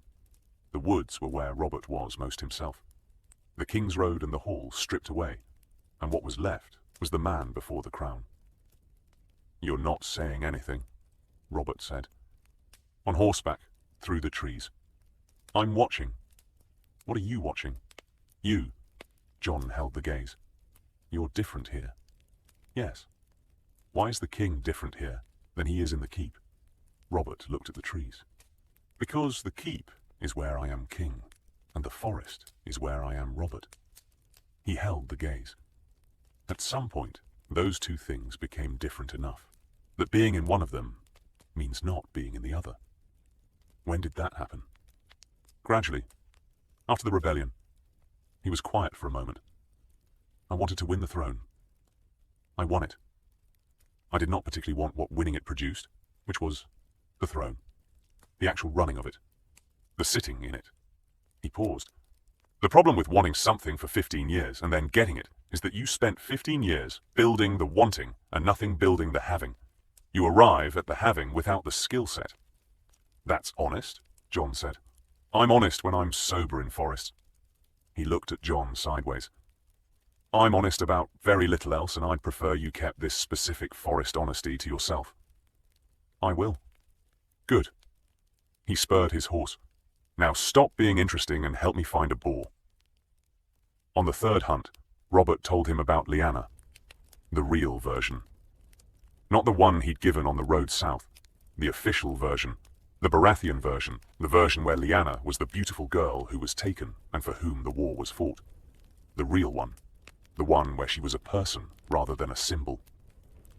He told Jon about the tournament at Harrenhal and the way she had laughed when Rhaegar had named her. Not the song's version of the laugh. The actual sound of it. The one he'd heard with his own ears, which was not the delicate musical laugh of high ladies, but the full, genuine laugh of a woman who was surprised by something and didn't perform the surprise. He told Jon about the blue roses. He told Jon about the spring and the morning they'd ridden, and she'd gone ahead of him, because she could, and because making Robert try to keep up was something she found entertaining, and the way the sun had come through the trees. Jon listened. He listened with the concentrated attention of someone who was receiving something that they had been waiting for, without knowing they were waiting. His mother. The person who had been an absence his whole life becoming a presence. When Robert finished, they rode in silence for a while. "She sounds like someone who knew what she wanted," Jon said. "She always knew. From the time she was young. She knew what she wanted, and she went for it, and she didn't consider the cost carefully enough." He looked at the trees. "She paid for it." "I'm the cost," Jon said. Robert looked at him. No, you're what she left." He held his gaze. "The cost was her. You're the leaving." Jon held the quiet. "Tell me about my father," Jon said. Robert's jaw. "Ned said he'd tell you." "Ned is 800 miles away." He held the gaze. "I've been in King's Landing for 8 months. I've been reading the histories. I know what the histories say about the man who wrote himself off as a villain so that the rebellion could have a story." He held the gaze. "I know what the histories say. I want to know what you know." Robert rode. He rode for a while without speaking. He stopped, started. "He was everything I wasn't. Beautiful, clever, thoughtful. The kind of man who read poetry and wrote it and believed the words meant something." He looked at the trees. "I hated him. I hated him for everything I thought he'd taken, and I killed him for it, and I built a dynasty on the killing." He held the reins. "He believed in something I didn't understand.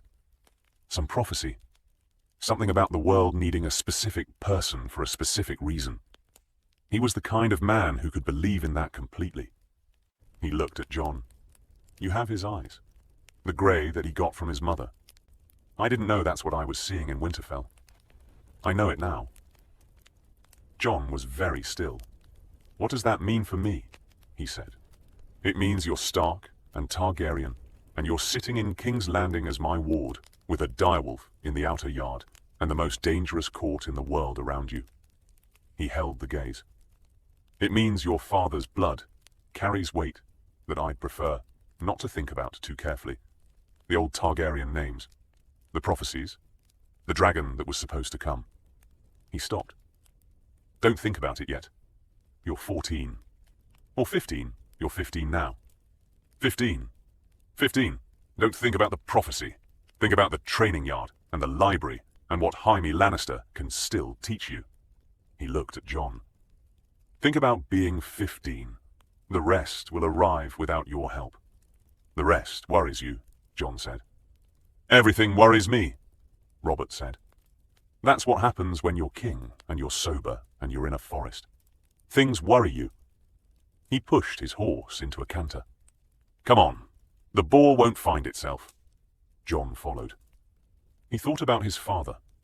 He thought about the man who had believed in prophecy and who had died at a river crossing at 24, and who had apparently left his eyes in the face of a boy who was now riding through a southern forest, thinking about what it meant to be the thing you were.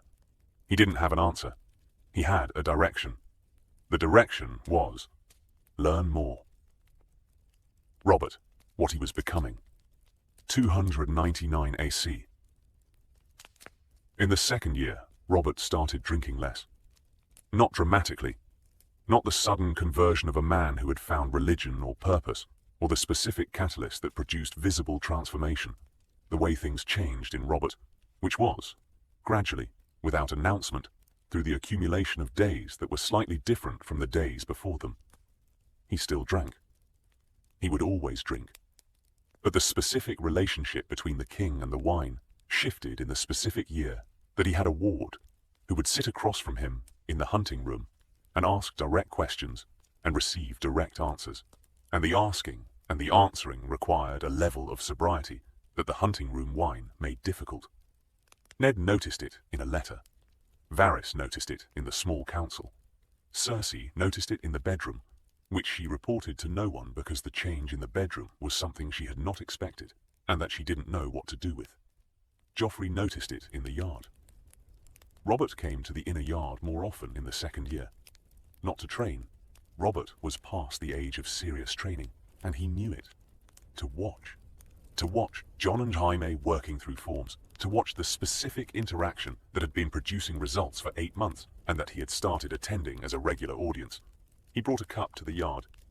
He held the cup without drinking most of it. He watched. After one session, Joffrey sat beside him on the bench at the yard's edge. Father and son. The bench. The yard. The normal version of the scene. The one that was available in most castle yards, and that was not the version that existed in the Red Keep. He's getting better, Joffrey said. About Jon. He's getting better, Robert agreed. He works at it. He works at everything. Joffrey was quiet for a moment. Is that what you wanted? He said. When you brought him here. For him to work at everything. Robert looked at his son. Joffrey's face. The face that was Lannister and not Baratheon, and that Robert had been looking at for 12 years, and that he had never looked at clearly enough to see what it actually said. The specific Lannister gold of the hair. The Lannister green of the eyes. The face that was not his face, and that he had never permitted himself to look at long enough to register that it was not his face. He held his cup. I brought him here because I needed to, Robert said. I couldn't leave him in the north. He held the gaze. Whether that's what I wanted, wanting and needing are different things for me. I wanted a lot of things, and most of them made me worse. This one made me... He stopped. This one made me better than I would have been. Which is not a thing I say about many choices I've made. Joffrey held the gaze. He's good for you, Joffrey said. He's good for everyone around him. Robert held the cup. That's a thing you could learn from. Being good for the people around you. Not because it benefits you. Because you decide it's worth doing. Joffrey looked at the yard. He was 12. He was the specific 12 of a boy who was being told something that was landing differently than it would have landed a year ago, which meant a year of different days had built a different receiver. I'm trying, he said. I know, Robert said. The yard. The afternoon.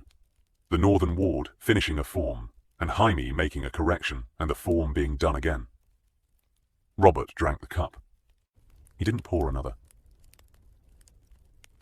The truth. How it began to surface. 300 A.C. Varys knew first. Or rather, Varys had always known.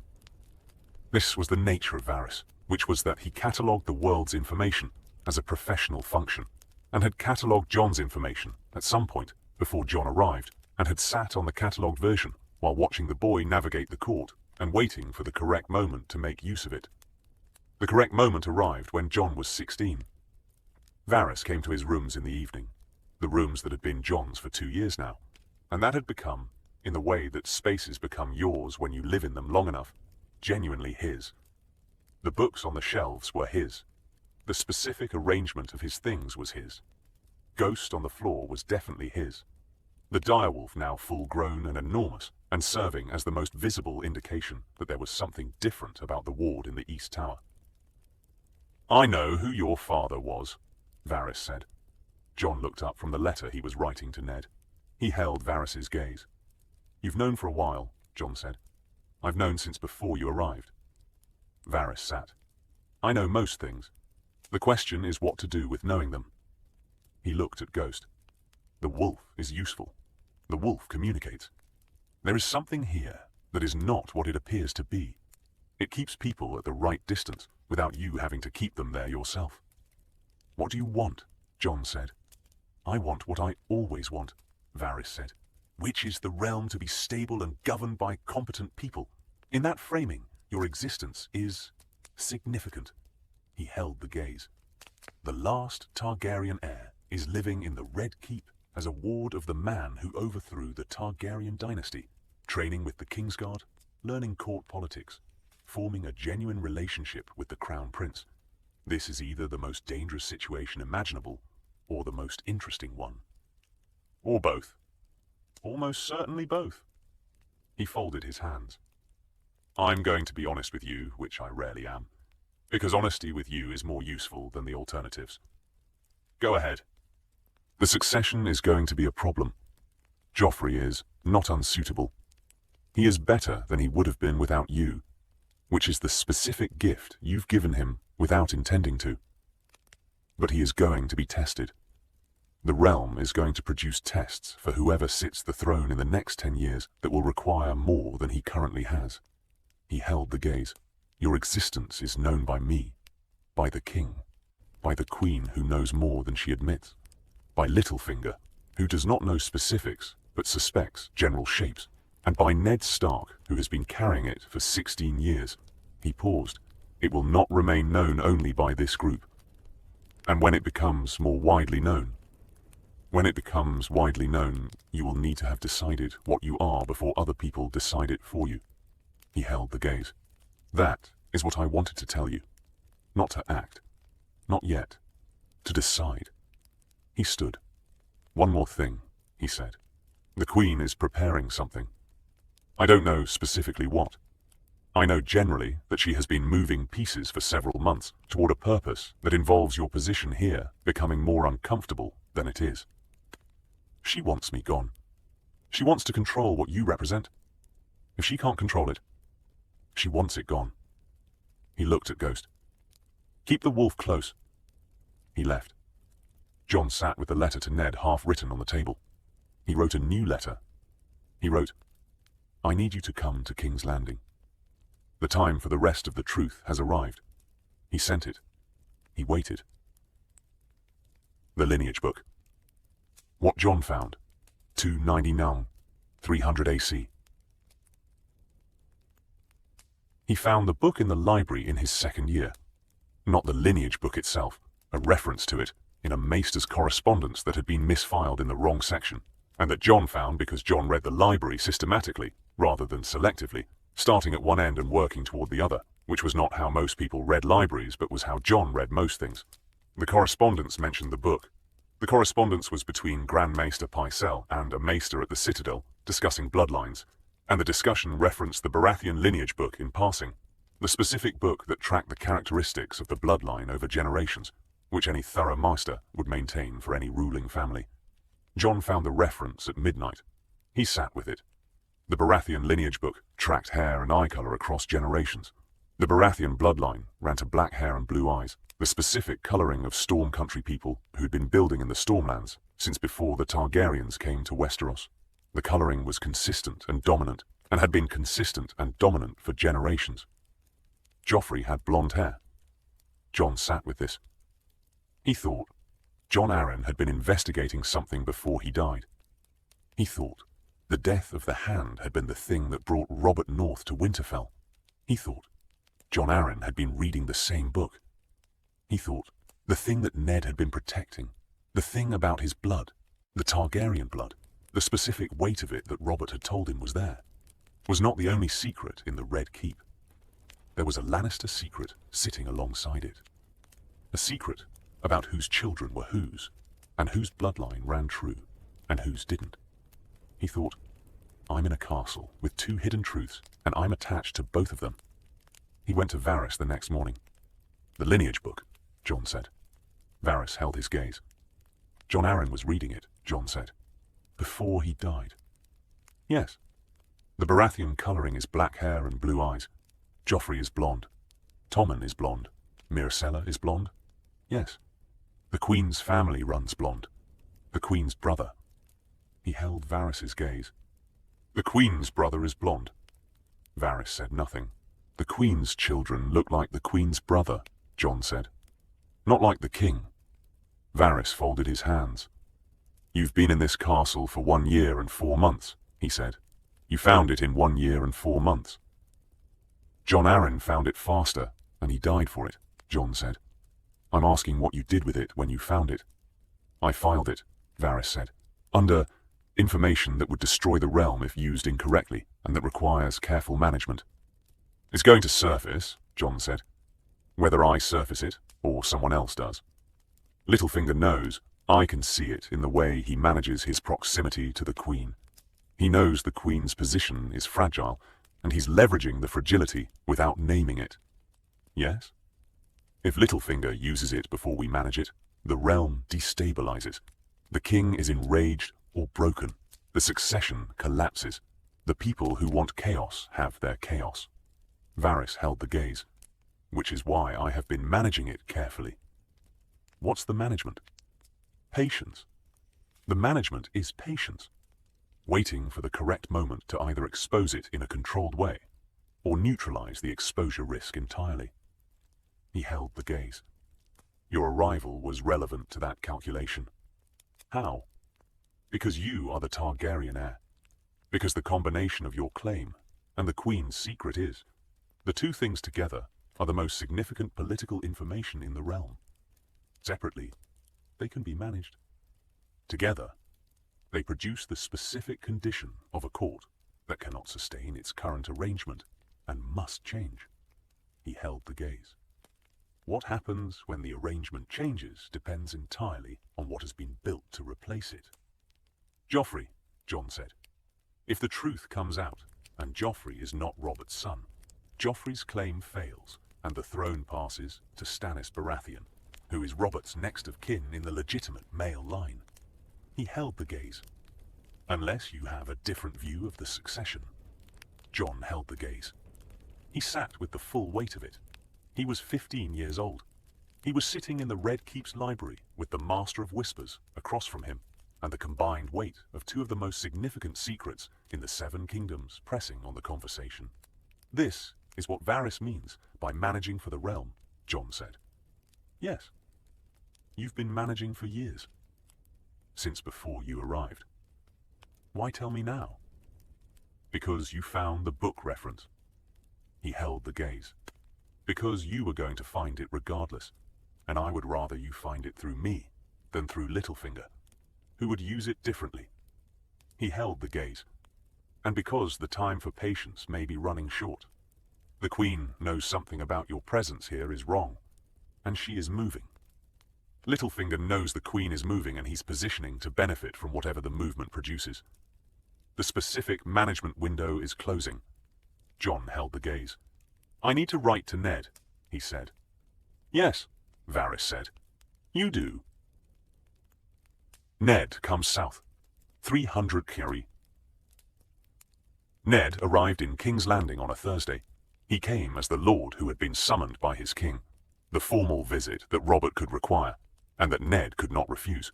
The specific mechanism of feudal obligation that was the only mechanism Ned would have responded to immediately. Jon had been careful to frame the letter through Robert rather than himself. He had told Robert that Ned needed to come, and Robert had issued the summons, and Ned had come. Jon met him in the courtyard. He had not seen Ned in 2 years.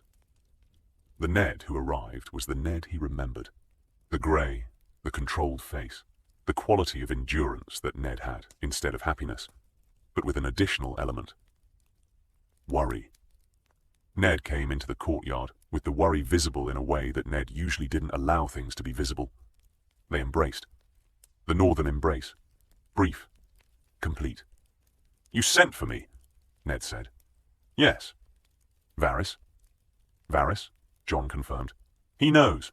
He's been sitting on it since before I arrived. He came to tell me he knew, which means whatever he's planning with it, he's planning on my side. Varys doesn't plan on sides, Ned said. Varys plans on the realm. I know. He told me. Jon held his gaze. I need you to tell me the rest. Ned looked at him.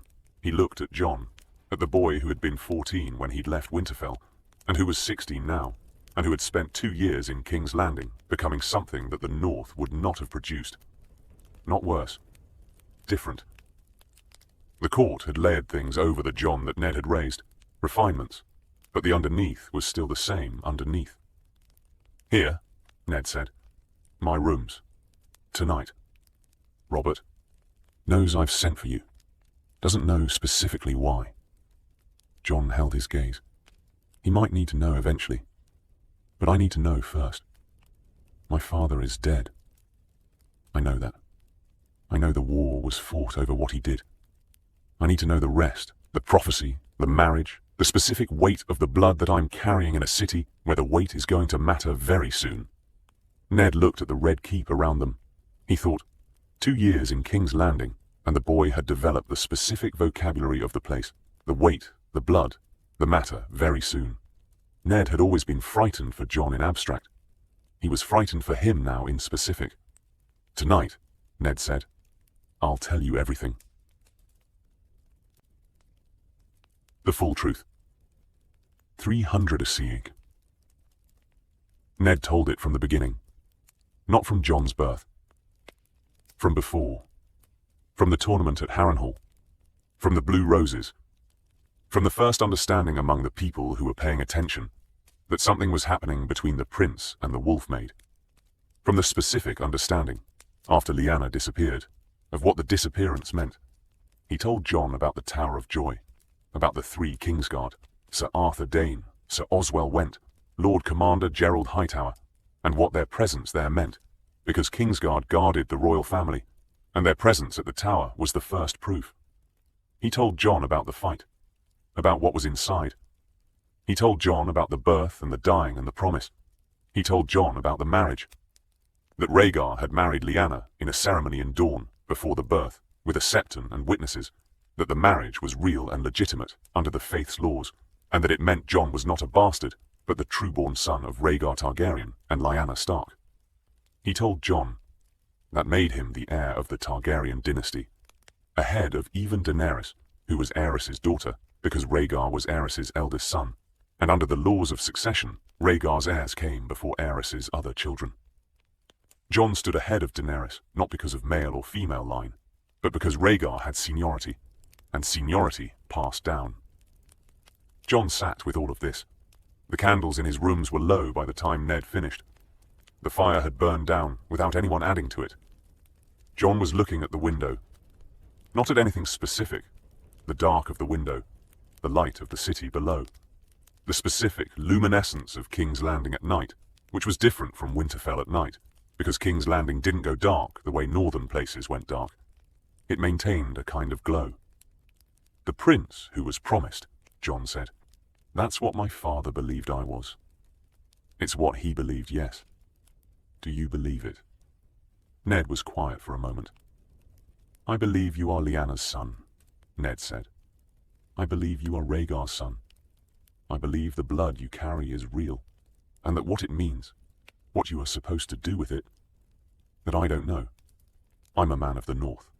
I believe in what I can see." "What can you see?" "I can see that you're in the right place by accident, and possibly by design, depending on how much credence you give. The idea that certain people are in certain places, for certain reasons." He held Jon's gaze. "I can see that you have spent 2 years in the most dangerous court in the world, and you've learned it, and you've changed Joffrey, and you've made Jaime Lannister teach you sword forms, and you've made Varys choose your side, and those are not small things." "They're not the throne," Jon said. "No. The legitimate Targaryen heir is living in the Red Keep as the ward of the man who destroyed the Targaryen dynasty," Jon said. "That is not a position that resolves itself." "No, it's not." "What does it resolve into?" Ned held his gaze. "That depends entirely on what you want," Ned said. "And on Robert, and on what happens when the secret becomes less secret." He looked at the fire. "I don't know what you want, Jon. 2 years in this city, and I don't know what you've become." Jon looked at the dark window. "I want to not be a piece that other people play," he said. "I want to make my own decisions about my own life." He held the window's gaze. "I don't know if that's possible. I'm beginning to think that the blood doesn't allow it." "The blood allows what you decide to do with it. The blood carries expectations," Jon said. "Other people's expectations. Varys has expectations. Whatever Cersei is planning involves expectations. The Lords will have expectations when they find out. Everyone has expectations, and the expectations all require something different from me." He looked at Ned. "What do you expect?" "That you'll do what's right," Ned said. "That's not specific enough," Jon said. "Not here. Not for what this city requires." "No." Ned held his gaze. "I know. I've always been better at identifying the right thing than navigating what the right thing requires. He held the gaze. That's why I sent you south, even though the sending was Robert's doing. Because you'd learn what I couldn't teach. Jon looked at his uncle. Have I? I think you're still learning it. He held the gaze. What are you going to do? I'm going to talk to Robert, Jon said. Robert, the full conversation. 300 AC. Robert received him in the hunting room. Not the throne room, not the solar, the hunting room, which was where Robert went when he wanted to be in the castle, but not in the castle's function. The heads on the walls, the table covered in maps of hunting ground, the fire going and a cup in his hand, and the specific Robert atmosphere of a man who was between things and using the between time the way Robert used most things, by not being anywhere he was supposed to be. Jon came in and sat across from him without preamble. Robert looked at him. Ned told you, Robert said. He did. All of it. All of it. Robert held the cup. How do you feel? He said. Not a Robert question. Robert didn't usually ask how people felt. He ran over how people felt with the force of how he felt and called it conversation. But he was asking. Like I'm 17, and I've just been told I have the strongest claim to the throne in the 7 kingdoms, Jon said, which is not comfortable. No, wouldn't be. He drank. What do you want to do with it? What are my options? I'm asking what you want. I know. I'm working backward from the options because what I want may not be what's available. Jon held his gaze. The options are nothing. I stay as your ward. The secret is held indefinitely. The risk is that the holding fails. Varys knows. Littlefinger suspects. Cersei is moving against me already, because she senses something even if she doesn't know specifically what. If the holding fails, and I haven't decided what I am, other people decide for me. And the other option. The other option is that the claim is made public, that we go to the Lords with the evidence, Ned, Howland Reed, the marriage documents, and the claim is formally presented. He held the gaze, which requires you to acknowledge that your dynasty was built on killing the man whose son is sitting in your hunting room, and that the boy you've been raising as your ward isn't your bastard, but your queen's worst political enemy. Robert held the cup. There's a third option, Robert said. What? You renounce the claim formally, in front of the Lords, officially, in exchange for a title and lands, and the specific legal acknowledgement that you exist and are known. Like legitimizing a bastard, like legitimizing a specific Targaryen heir as something that isn't a Targaryen heir, giving you a name and a place that makes the claim unclaimable without the renouncing being undone. He held the gaze. You'd be lord of something. You'd have lands. You'd be out of the game. Legally. Jon held his gaze. Would it work? Jon said. Legally, yes. Whether the realm would accept it, whether Varys and Littlefinger, and whoever else would accept it as final, is a different question. He put the cup down. I've been thinking about this since the Godswood in Winterfell. Since I saw you in the yard. I've been building options. He held the gaze. The problem with all of them is you. What you actually want. I want the wall, Jon said. Robert blinked. The Night's Watch. Yes. Jon held his gaze. I've been reading about what's happening in the north. The ranging reports. The wildlings moving south. Whatever is building beyond the wall. He held the gaze. I came to King's Landing because you brought me here. I've learned what there is to learn here. The thing I want, the actual thing, not the political option, is to go north and deal with what's building there. The wall, Robert said. He was not performing disbelief, he was processing. The specific Robert processing of unexpected information that required revision. You want to go to the Night's Watch. I want to go to the wall. I don't need to be a watch brother to be at the wall. I could go as whatever I am after we decide what I am. A lord, a ward, a man who happens to have Targaryen blood, and who is going north, because the north is where the real problem is. What problem? The dead, Jon said. The army of the dead. The others. The thing that the Watch has been sending ravens about for years that the small council has been dismissing. He held Robert's gaze. I've been reading the reports. The cold is wrong. The rangings are finding things. Whatever is building north of the wall is more dangerous than anything happening south of it. Robert looked at him. You believe in the dead army, Robert said. I believe in the Watch's reports, which have been consistent for a decade, and in the wildling movement, which is documented, and in the cold pattern, which doesn't match any known meteorological cycle. He held the gaze. I believe in what can be verified. The verification says something is wrong. Most kings and lords dismiss that. Most kings and lords haven't read the reports carefully. Jon held the gaze. You have. I know you have. You've been providing the Watch with its funding for 15 years, even when the small council argued against it. You believe something is there. Robert was quiet. He was looking at Jon with the expression he used in the forests, the honest Robert that existed between trees, stripped of the performance of kingship. I believe something is there, he said. I don't know what it is. I know it worries the Watch, and I know the Watch is not composed of men who worry easily. He held the gaze. You want to go north and deal with the something. I want to go north and be there when it becomes necessary to deal with it, Jon said. Before it becomes necessary. To be in the place that matters when the thing that matters arrives. Robert stopped. That's the most Lyanna thing anyone has said to me in 15 years. Jon held his gaze. I don't think it was her choice, Jon said. Going after the thing that mattered. I think it was who she was. Yes, Robert looked at the cup. It was exactly who she was. They sat in the hunting room. The fire. The heads on the walls. The specific quiet of a room that was between the performance and the reality of kingship. I'll announce the claim, Robert said. Before the lords. The full truth. The marriage, the parentage, everything. I'll present it with Ned's testimony, and Reed's testimony, and I'll let the lords receive it. He held the gaze. And then you'll renounce it. Formally, in front of everyone. And I'll give you the north, not the wall. More than the wall.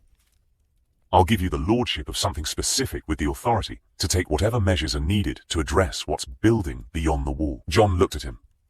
Why announce the claim if I'm going to renounce it? Because the renouncing only means something if the claim is real first. He held the gaze. Because Varys will use the secret if we don't. Because Cersei will use the secret if we don't. Because Littlefinger will use the secret, and he'll use it for something that serves none of us if we don't take it out of his hands first. He held the gaze. The claim announced is information I control. The claim hidden is information someone else controls. I'd rather control my own catastrophes. Jon sat with this. The lords will have opinions about the claim, Jon said. Yes, some of them will prefer a living Targaryen heir to Joffrey. Some of them. You'll have to manage that. I've been managing things I didn't like for 15 years. He held the gaze. I'm better at the managing than at the liking. Jon looked at the fire. He thought about Winterfell. About the Godswood and the cold and the 14 years of knowing he was the bastard and not knowing he was anything else. About the road south and the specific experience of leaving your home and arriving at someone else's. About 2 years in King's Landing that had been the specific education of a court, in reading people and reading rooms, and reading the gaps between what people said and what they meant.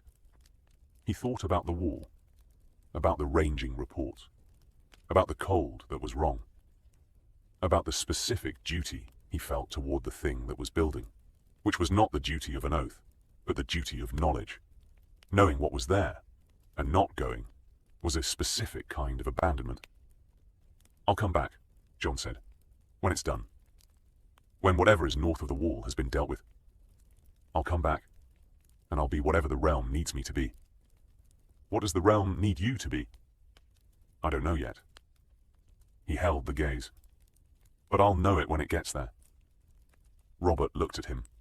He said, 15 years ago, I was in a river, and I was fighting the man whose eyes I'm looking at right now, and I was winning, and the winning was the most terrible thing I'd ever done. He held the gaze. I've spent 15 years trying to make the winning worth it.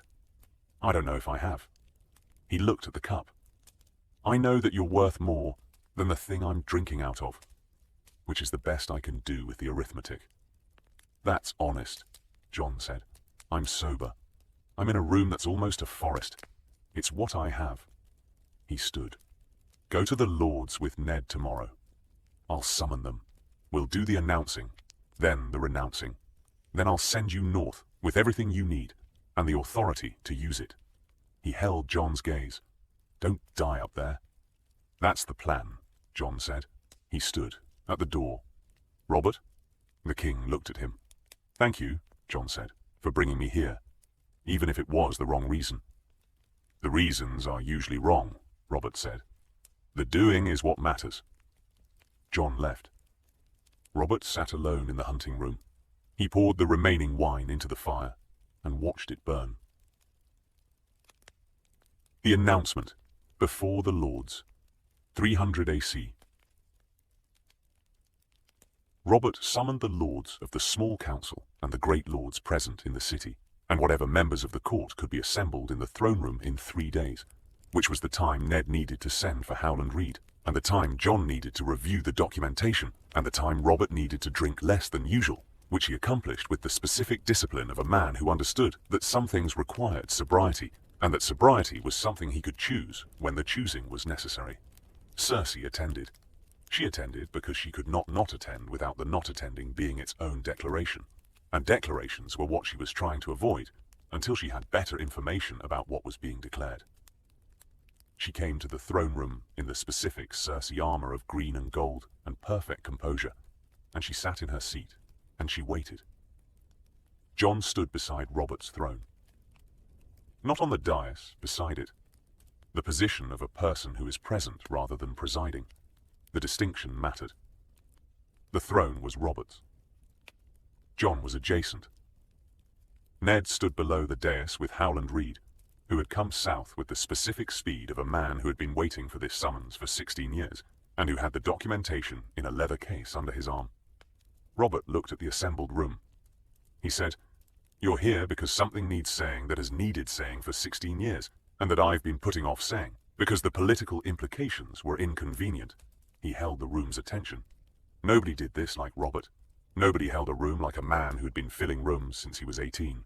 "The young man standing beside me is Jon Snow. You know him as my ward. You have assumed various things about my ward, most of which are wrong. I am correcting them now." He said it plainly. That was the thing. He said it plainly. In the specific Robert register of a man who did not perform difficult truths, but delivered them the way you delivered things when you were tired of not delivering them. Jon was the son of Rhaegar Targaryen and Lyanna Stark. The parents had been legitimately married. The evidence existed, and was here. Lord Eddard Stark of Winterfell had protected the child for 16 years at Lyanna's dying request. Lord Howland Reed was here to confirm what he had witnessed at the Tower of Joy. The room was very quiet. In the quiet, Jon was aware of every person in it recalibrating. He could feel it, the specific collective reprocessing that happened when a room received information that changed the architecture of every assumption it had been operating on. He could feel Cersei to his left, not looking at him. The held composure that was costing her something he could almost hear. Howland Reed spoke. He was brief, and he was direct, and he said what he had seen, the way men from the Crannogs said things, which was without embellishment, because embellishment was what you used when you wanted to seem more credible than the plain truth made you. He had no need. He had been there. Ned spoke. He confirmed. He held the room's gaze, and he said, "Jon is Lyanna's son, and Rhaegar's son, and I have known this since he was hours old, and I am sorry it has taken this long." Then Jon spoke. He had prepared. He had spent 2 days preparing, which was not the Jon style. Jon's style was to understand what he was doing, and then do it without excessive preparation, because excessive preparation was a kind of performance, and he did not perform.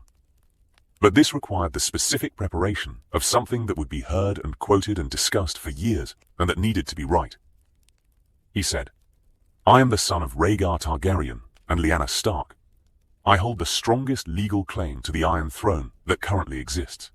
I am also 16 years old, and I have spent the last 2 years in this city learning it. And what I have learned is that the throne is not the most important thing happening in this realm right now." He let that land. The most important thing happening in this realm right now is north of the Wall. The Night's Watch has been reporting it for a decade. The wildlings are moving south, and they are moving south because something north of them is worse than the Wall. The dead are walking. I know that sounds like the stories that are told to children in the dark. It is not a story. It is the content of the Watch's reports. Documented, consistent, corroborated across multiple ranging parties over multiple years. He held the room. I am renouncing my claim to the Iron Throne. Not because the claim is not real. It is real. The evidence is before you. But because the claim requires a war that the realm cannot afford while the army of the dead is building at the wall. He held the room's attention. I am going north. The king has agreed to give me the authority and the resources to address what is building there. When the threat from the north has been addressed, the question of the throne can be revisited by whoever is still alive to revisit it. A short silence. The great Jon Umber, who had been in the city for trade and had been summoned along with everyone else, said from the back, "The dead don't walk." I know that's the common view, Jon said. I'd encourage you to read the Watch's reports. The common view has been wrong before. Lord Renly Baratheon said, if you renounce, who's heir? That's a succession question for the king, Jon said. I'm addressing the undead question. One at a time. There was, not laughter. But the room moved, the specific small movement of people encountering something unexpected that they found either compelling or alarming. Tywin Lannister, who had ridden in overnight upon receiving the summons, said, "This renouncing is binding." "It's in writing," Jon said. "Witnessed. Dated, yes." Tywin looked at him with the specific Tywin assessment. "Why?" Tywin said. "Why what? Why renounce something of this magnitude?" He held the gaze. The claim is real. The Baratheon dynasty was built on defeating the Targaryens in the field. You could argue that the field is reopened. Why give that up for the Watcher's problem? Jon held Tywin Lannister's gaze. "Because I've been in this city for 2 years, and the city will still be here in 10 years, Jon said. The wall might not be. The specific triage of those two facts produces an order of operations. He held the gaze. I trust that the realm can manage its own succession.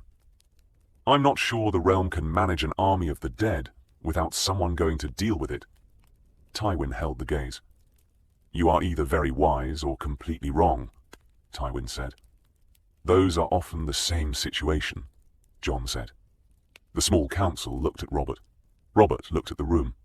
Right, Robert said. That's what I wanted to tell you. Questions go to the relevant lords. I'm going hunting.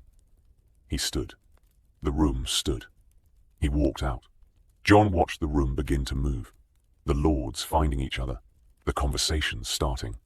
The processing of a morning's worth of political recalibration, beginning to express itself in the specific social friction of people who needed to talk to other people immediately. Cersei walked to him. She came directly. No approach, no angling. She walked to Jon and stood in front of him and looked at him with the specific Cersei gaze when the performance was minimized and the actual Cersei was operating. You're giving it up, she said. I'm going north. You have the strongest claim in the 7 kingdoms and you're going to the wall. I'm going north of the wall, eventually, yes. He held her gaze. The claim doesn't disappear with me. It's documented. It's witnessed. If I die up there, the documentation persists, and whoever wants to use it can. He held the gaze. But I'm not using it to threaten you. If that's what you're waiting to hear, I'm not. She looked at him.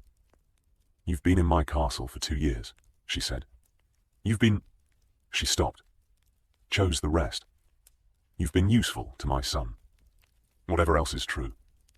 He's going to be a better king than the one I would have been, Jon said. If you give him the room to be. She held his gaze. That might be the most arrogant thing you've said to me. Probably. He held her gaze. It's also true. She did not smile. The Cersei face controlled itself, but something in it moved. Go north, she said. Stay there. She walked away. Jon watched her go. The Lords. What they did with it. 300 AC. The announcement produced 3 letters in 3 days. The first was from Stannis Baratheon, delivered by Raven from Dragonstone. Stannis's letter was short. Stannis's letters were always short. The shortness communicated everything Stannis communicated, which was, I have considered this with the full force of my attention, and here is the result. The letter said, the claim is legitimate, and the renouncing is not. A legitimate claim does not disappear, because the claimant says it does. I accept Lord Jon Stark's right to the throne, and I note his renouncing on the record. The record will be there when it is needed. Jon read this in Ned's presence. He's saving it, Ned said. He's being honest, Jon said. Which is the specific Stannis thing. He's telling me what he thinks is legally true. He'll hold it. He won't use it against me while I'm going to the wall. But he'll hold it. Is that a problem? It's accurate, Jon said. The renouncing doesn't make the claim not real. Stannis knows that. If something happens to Joffrey, if the succession is ever in question again, Stannis will produce the record. He held the gaze. That's fine. The record exists. I'd rather Stannis hold it than Littlefinger. The second letter was from Tywin Lannister at Casterly Rock. Tywin's letter was longer than Stannis's, but the length was not warmth. The length was the legal architecture of a man who had just been told that his daughter's children's succession claim was adjacent to a living Targaryen heir, and who was constructing in the letter the specific response that managed the adjacency. The letter said essentially, the renouncing was welcome news. The expedition north was appropriately timed, and the crown would benefit from the stability that the removal of succession uncertainty produced. The crown's relationship with House Lannister remained as it was. House Lannister anticipated continued cooperation. Jon read it. He's saying the Queen is safe, Jon said. The Queen's position, Ned said. Her position. Her children's position. He's saying, you've cleared the succession question, and we're going to behave as though the other thing, the lineage question, the specific Lannister detail, is not in the conversation. He held the letter. He knows I know. Varys would have told him I found the book. He's managing it by pretending the managing isn't necessary. Tywin manages everything by pretending the managing isn't necessary, Ned said. I noticed that. It's actually very effective. Jon set the letter down. He'll keep Cersei in line. He always does. Whether keeping her in line is, whether it holds, that's a different question. The third letter was from Robert Baratheon, who was at Highgarden visiting the Tyrells. Renly's letter was charming, which was the thing Renly was best at. It was warm and personal and specific in the way that charming people wrote letters. It made you feel like the letter was only for you. It said he was delighted by the announcement and moved by the courage it took, and looking forward to meeting Jon properly when Jon returned from the north, and that the Seven went with him. Jon read it. He set it down. Renly, he said. Yes, Ned said. He's the most charming man in the realm, and he's telling me he's delighted. He may be genuinely delighted. He's also in Highgarden, visiting the Tyrells, who are the most powerful house in the realm after the Lannisters, and he's staying there for 6 months. Jon held the gaze. He's not delighted. He's calculating. The announcement tells him that the Targaryen succession question is not resolved, because Stannis is right that it can't be renounced, but publicly handled. The handling changes the political landscape in ways that Renly is assessing from Highgarden, with Mace Tyrell beside him. Ned held the gaze. You've been here 2 years, he said. Yes. 2 years ago, you didn't know what a political landscape was. 2 years ago, I was eating at the side table in Winterfell. Jon held his gaze. The court is efficient at teaching things. Fear is an excellent motivation to learn. Ned looked at his nephew. He thought, the North would not have done this. The North would have given Jon honor and endurance and the specific Stark qualities that were enormous and valuable, and that were not this. This, the reading of letters, the quick taxonomy of what a charming man from Highgarden was actually saying. This was King's Landing. He thought, Robert was right. The reasons were wrong and Robert was right. What about Littlefinger? Ned said. Littlefinger didn't write. Jon held the gaze. Which is the most informative letter he sent? Joffrey. Before the leaving. 300 AC. Joffrey came to his rooms that evening. He came without the Kingsguard, the specific Joffrey gesture of wanting a private conversation, the learning that private conversations required fewer people. This was something he had learned in 2 years, and the learning was its own evidence of the teaching. He sat. He looked at the boxes. Jon was beginning to pack. "You're actually going?" Joffrey said. "Yes." "To the wall?" "Eventually. North first, then the wall." Jon held his gaze. "The watch needs. It's complicated." "What happens when the dead come?" Joffrey said. "We fight them." "Who's we?"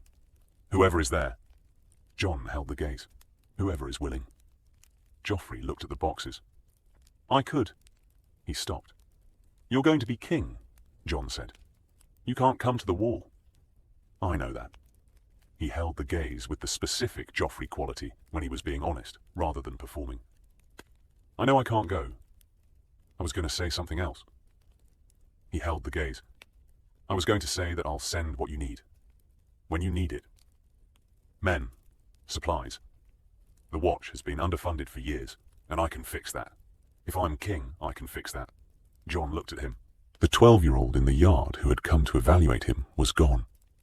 14 now. Joffrey had grown in the 2 years, physically and in the other way, the way that people grew when they were given the specific care of someone who treated them as capable of growing. "You'll be a good king," Jon said. "You said that to my mother. It's true for both of you in different ways." He held the gaze. "Your mother's way is, she will protect you and manage the court and keep the machinery running. Your way is, you're going to get better at the part she can't do, which is being liked. People like the king who funds the wall. People like the king who takes the watch seriously. People like the king who doesn't condescend." He held the gaze. "Don't condescend." I do sometimes," Joffrey said. "I'm working on it." "I know. It doesn't come naturally.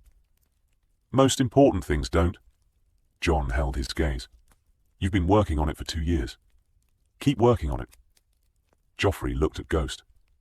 The direwolf was lying in his usual position, full grown now, white and enormous, the red eyes watching the room. "Take the wolf," Joffrey said. "He's coming. He likes the north. He's never been to the north. He likes cold rooms, and you're never in warm ones."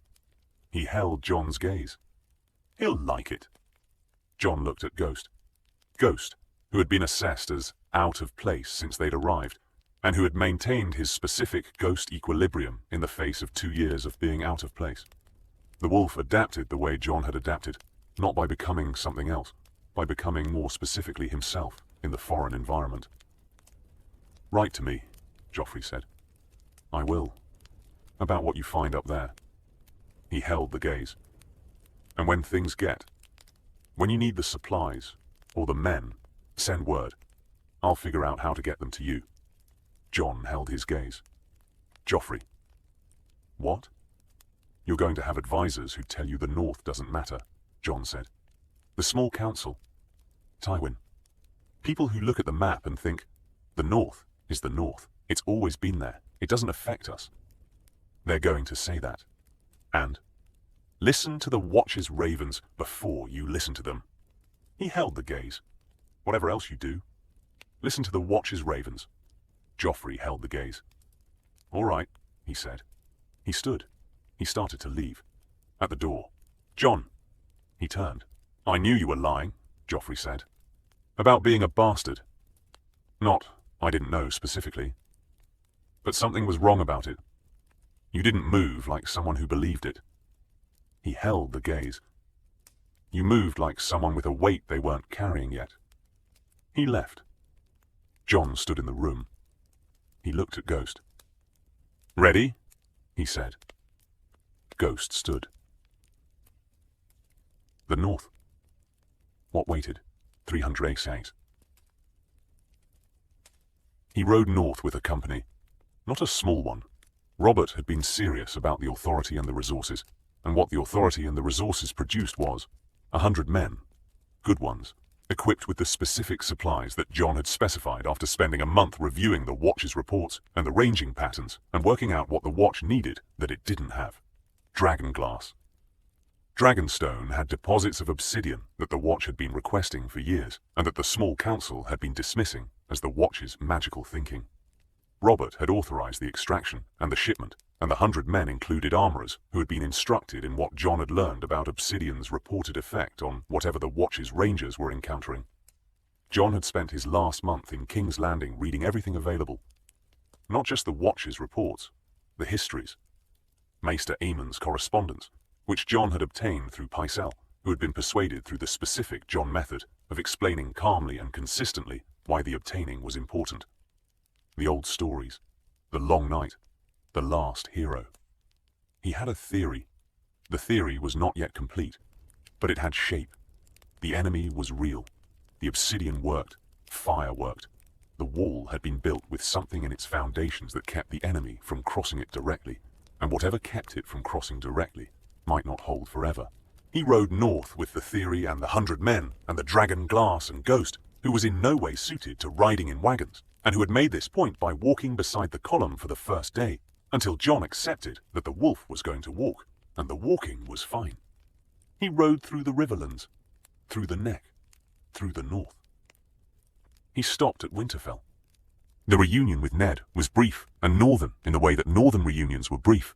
The embrace, the standing together in the godswood, the unspoken acknowledgement of everything that had passed and everything that was still to come.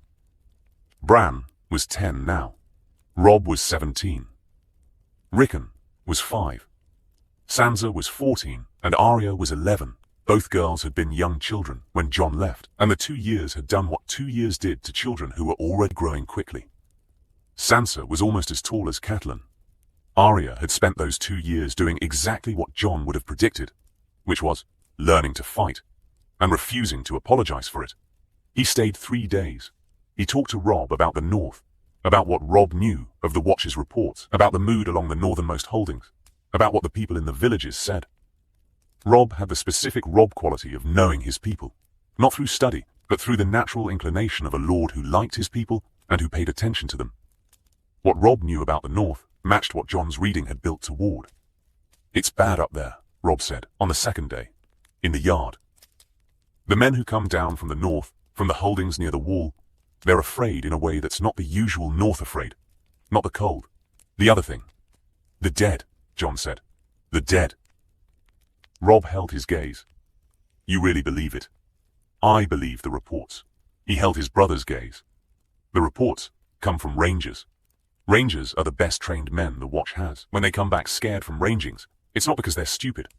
He held the gaze. "Something is there." Robb looked north.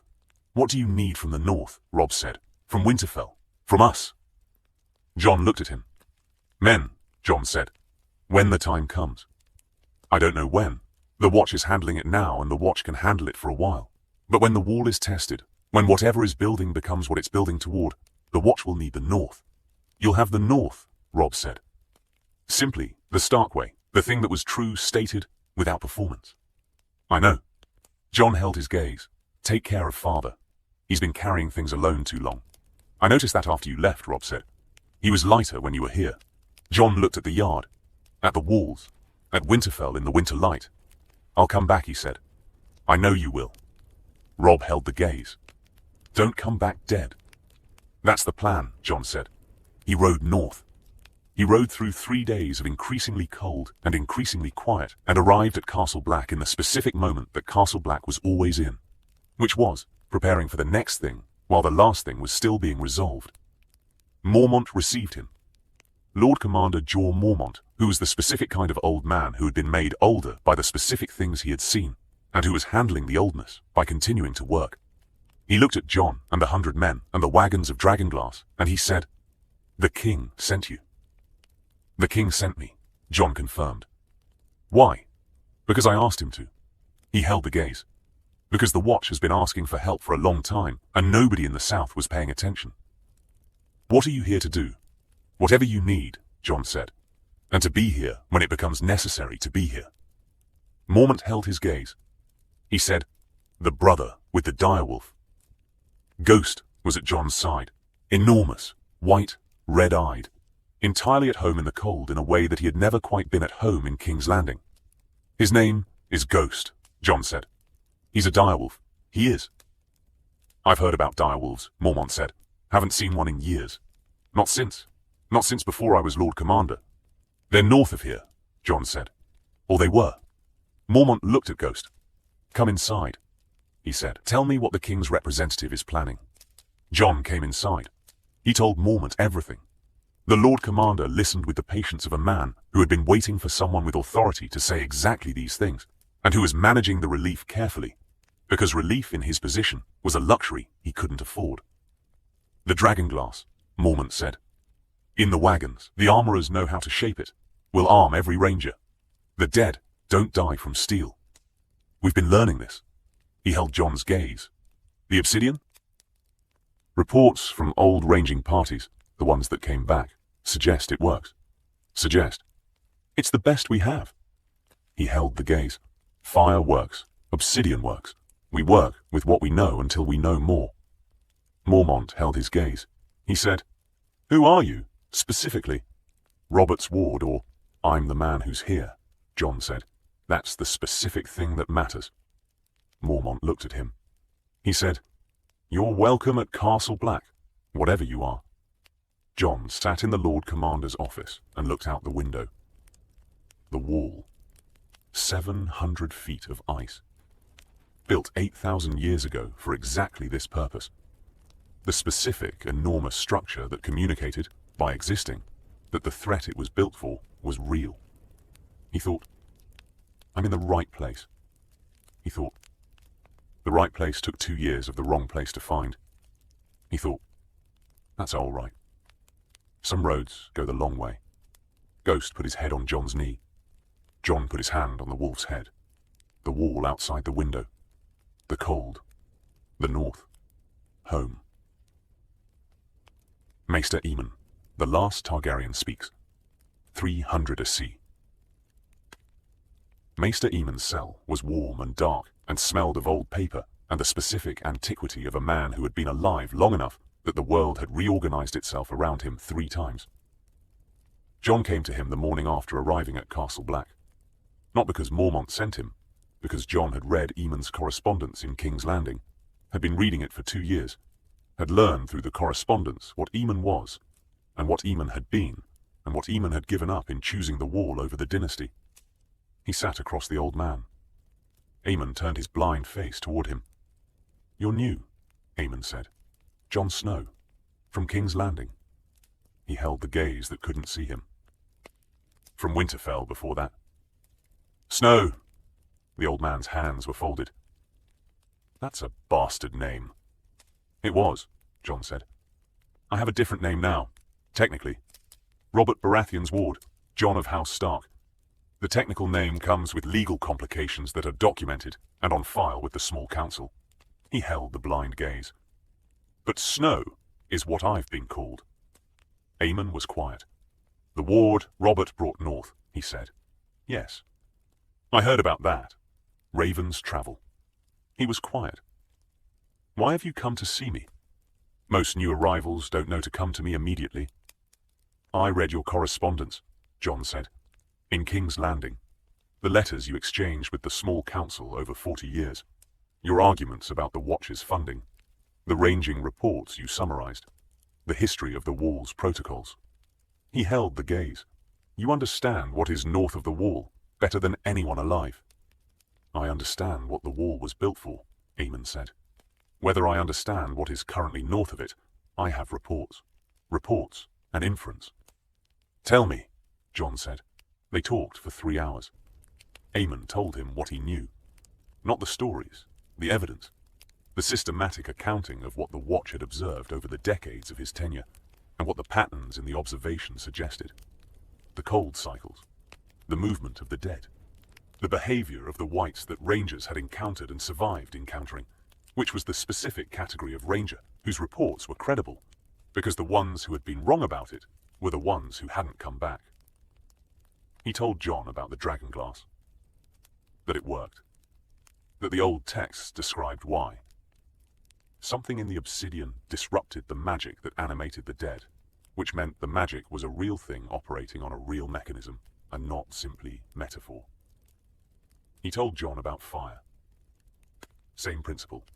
He told Jon about the wall, that the wall was not simply ice, that it had been built with something in its foundations, something older, the specific old magic of the first men who had built it before the Andals arrived, and before the Seven replaced the old gods, and before the world had forgotten what the wall was for. The wall holds because of what it is, Aemon said, but what it is has been maintained for 8,000 years by people who didn't fully understand what they were maintaining. If the maintenance fails, does it matter what you are? Jon said. For the wall, the blood, Targaryen blood. Aemon was quiet. My great-great-nephew asks about his blood, the old man said. Jon held the gaze. He knows, Jon said. He knew when he sat down. Aemon folded his hands. The question of whether the blood matters, I don't know. I have never been north of the wall. I have never faced what is north of it directly. What the prophecies say about the blood, and what the blood actually does in practice, are two different bodies of evidence, and I am only fluent in one. The prophecies say, I am the prince who was promised. The prophecies say something of that kind. The prophecies are ambiguous, as prophecies must be, because specificity would allow interference. He held the blind gaze in Jon's direction. What I know is, you are here. You have authority and resources, and a direwolf and the education of 2 years in King's Landing. Whether the blood matters in addition to those things, you'll find out. That's not reassuring. No. Aemon's mouth moved in the specific ancient way of a man who had been called upon to reassure people for 100 years, and who had run out of the thing that made reassurance comfortable, which was certainty. But it is honest. Jon sat with the old man. They talked until the candles had burned down to stubs, and the cell was lit only by the fire. I wanted to ask you one more thing, Jon said. Ask. You gave it up, Jon said. The throne, the dynasty, your family. You chose the wall. Was it... He held the gaze. Was it the right choice? Aemon was quiet for a long time. I've had 100 years to think about it, he said. And I still don't know if it was the right choice. I know it was the choice I could live with. I know the wall needed someone who understood what it was for, and who wouldn't leave when it became difficult. He held the firelight. I know I'm still here. That's not the same as right. But it's something. Jon held the gaze. I'm still here too, he said. Yes. Aemon reached out and found Jon's hand and held it for a moment, the papery grip of a very old man. You are. And the wall is glad of it. The wall has been waiting for someone who was sent for the right reason, and who came for a different one. He released the hand. Go sleep. The first ranging is in 3 days. Jon stood. Maester Aemon. Yes. Thank you. For staying. 40 years at the wall when you didn't have to, thank you. The old man's face did something. I've been thanked by 2 people in 100 years, he said. The first was Robb Stark's father, when Eddard came to visit his brother. The second is you. He turned back to his fire. Both times it was a Stark. Jon left. He stood in the corridor outside, and the cold of Castle Black wrapped around him. The institutional cold, the black stone cold, the specific cold of a place that was old enough to have made peace with its climate. Ghost padded up beside him. The direwolf was entirely at home. The wall agreed with Ghost in the specific way that very cold places agreed with very large white animals. Ready, Jon said to no one specific. He went to his assigned quarters. He slept. What if Robert Baratheon took Jon Snow to King's Landing? He did it badly first. He did it the way Robert did everything, with the enormous Robert will, and without the architecture to support the will, without asking whether Jon wanted to go, or whether Ned could survive the losing, or whether Cersei would manage the arrival, or whether King's Landing would know what to do with a wolf in the East Tower and a northern boy in its corridors. He brought Jon to King's Landing because he had found a piece of Lyanna, and he could not leave a piece of Lyanna in Winterfell. And the reasons were the wrong reasons, and the outcome was the right one, which is the specific Robert Baratheon life story compressed. The court did not know what to do with Jon. Neither did Cersei. Neither did the small council. Neither did Littlefinger, who who found that he couldn't quite get a grip on the boy the way he got a grip on most things. The specific Jon quality of saying what he actually thought was the specific thing that made manipulation difficult. Because manipulation required the gap between what someone appeared to be and what they were, and Jon didn't have much gap. Jaime found something he hadn't found in the training yard in 20 years, which was a student who taught him things. Joffrey found something he hadn't found anywhere, which was someone who treated him as capable of better, and who turned out to be right. Varys found something he hadn't found in his life in the Red Keep, which was a person whose interests aligned with the realm's interests, without the person trying to align them. Jon's interests were the realm's interests, not because Jon was selfless. Because Jon had sat in the library and read the reports and done the arithmetic, and the arithmetic produced a single answer, which was, the wall matters more than the throne right now. Robert found something he didn't deserve, which was the specific delayed thing that he should have built over 15 years of being king and hadn't. He found a purpose that was not the throne, and not the hunting, and not the wine, and that was attached to a person who was attached to Lyanna, and who was therefore the closest Robert could get to the feeling that the winning had been worth something. It was not enough. It was not enough to fix Robert, or to fix the marriage, or to fix the specific damp rot at the center of the Baratheon court that Cersei's paranoia and Robert's neglect had been producing for 15 years. Jon spending 2 years in the Red Keep did not repair the throne. It did not heal the realm. It did not resolve the problems that were building in the Riverlands and the Westerlands, and the plots that were already in motion in rooms that Jon never entered. It did one thing. It sent Jon Snow north with dragonglass and authority, and the specific knowledge of court politics that the North had never given him, and that the Wall alone would not have produced. It sent him to Castle Black with Mormont's trust, and the Watch's cooperation, and the ability to write letters to the King of the Seven Kingdoms and receive responses, which was not a thing the Watch had been able to do in living memory. And it sent him to the right place, at the right time. Which is the other Robert Baratheon life story compressed. The one that was not about what Robert intended, but about what Robert produced by being the specific enormous disaster of himself. Robert had always been better at results than methods. The methods were catastrophic. The results were occasional and significant. This was one of the significant ones. Jon Snow arrived at Castle Black with Ghost and the Dragonglass and 100 men and the authority of the crown and the specific education of 2 years in the most dangerous political environment in Westeros. He arrived knowing how rooms worked and what people wanted, and how to read the gap between the two. He arrived knowing how to write letters that produced responses, and how to make allies of people who weren't naturally allies, and how to be present in a room without disappearing into the room. He arrived knowing who he was. Not all of what being Rhaegar's son and Lyanna's son meant. That was still building, still accumulating. The prophecy still folded somewhere in his blood, waiting for the moment it chose to unfold.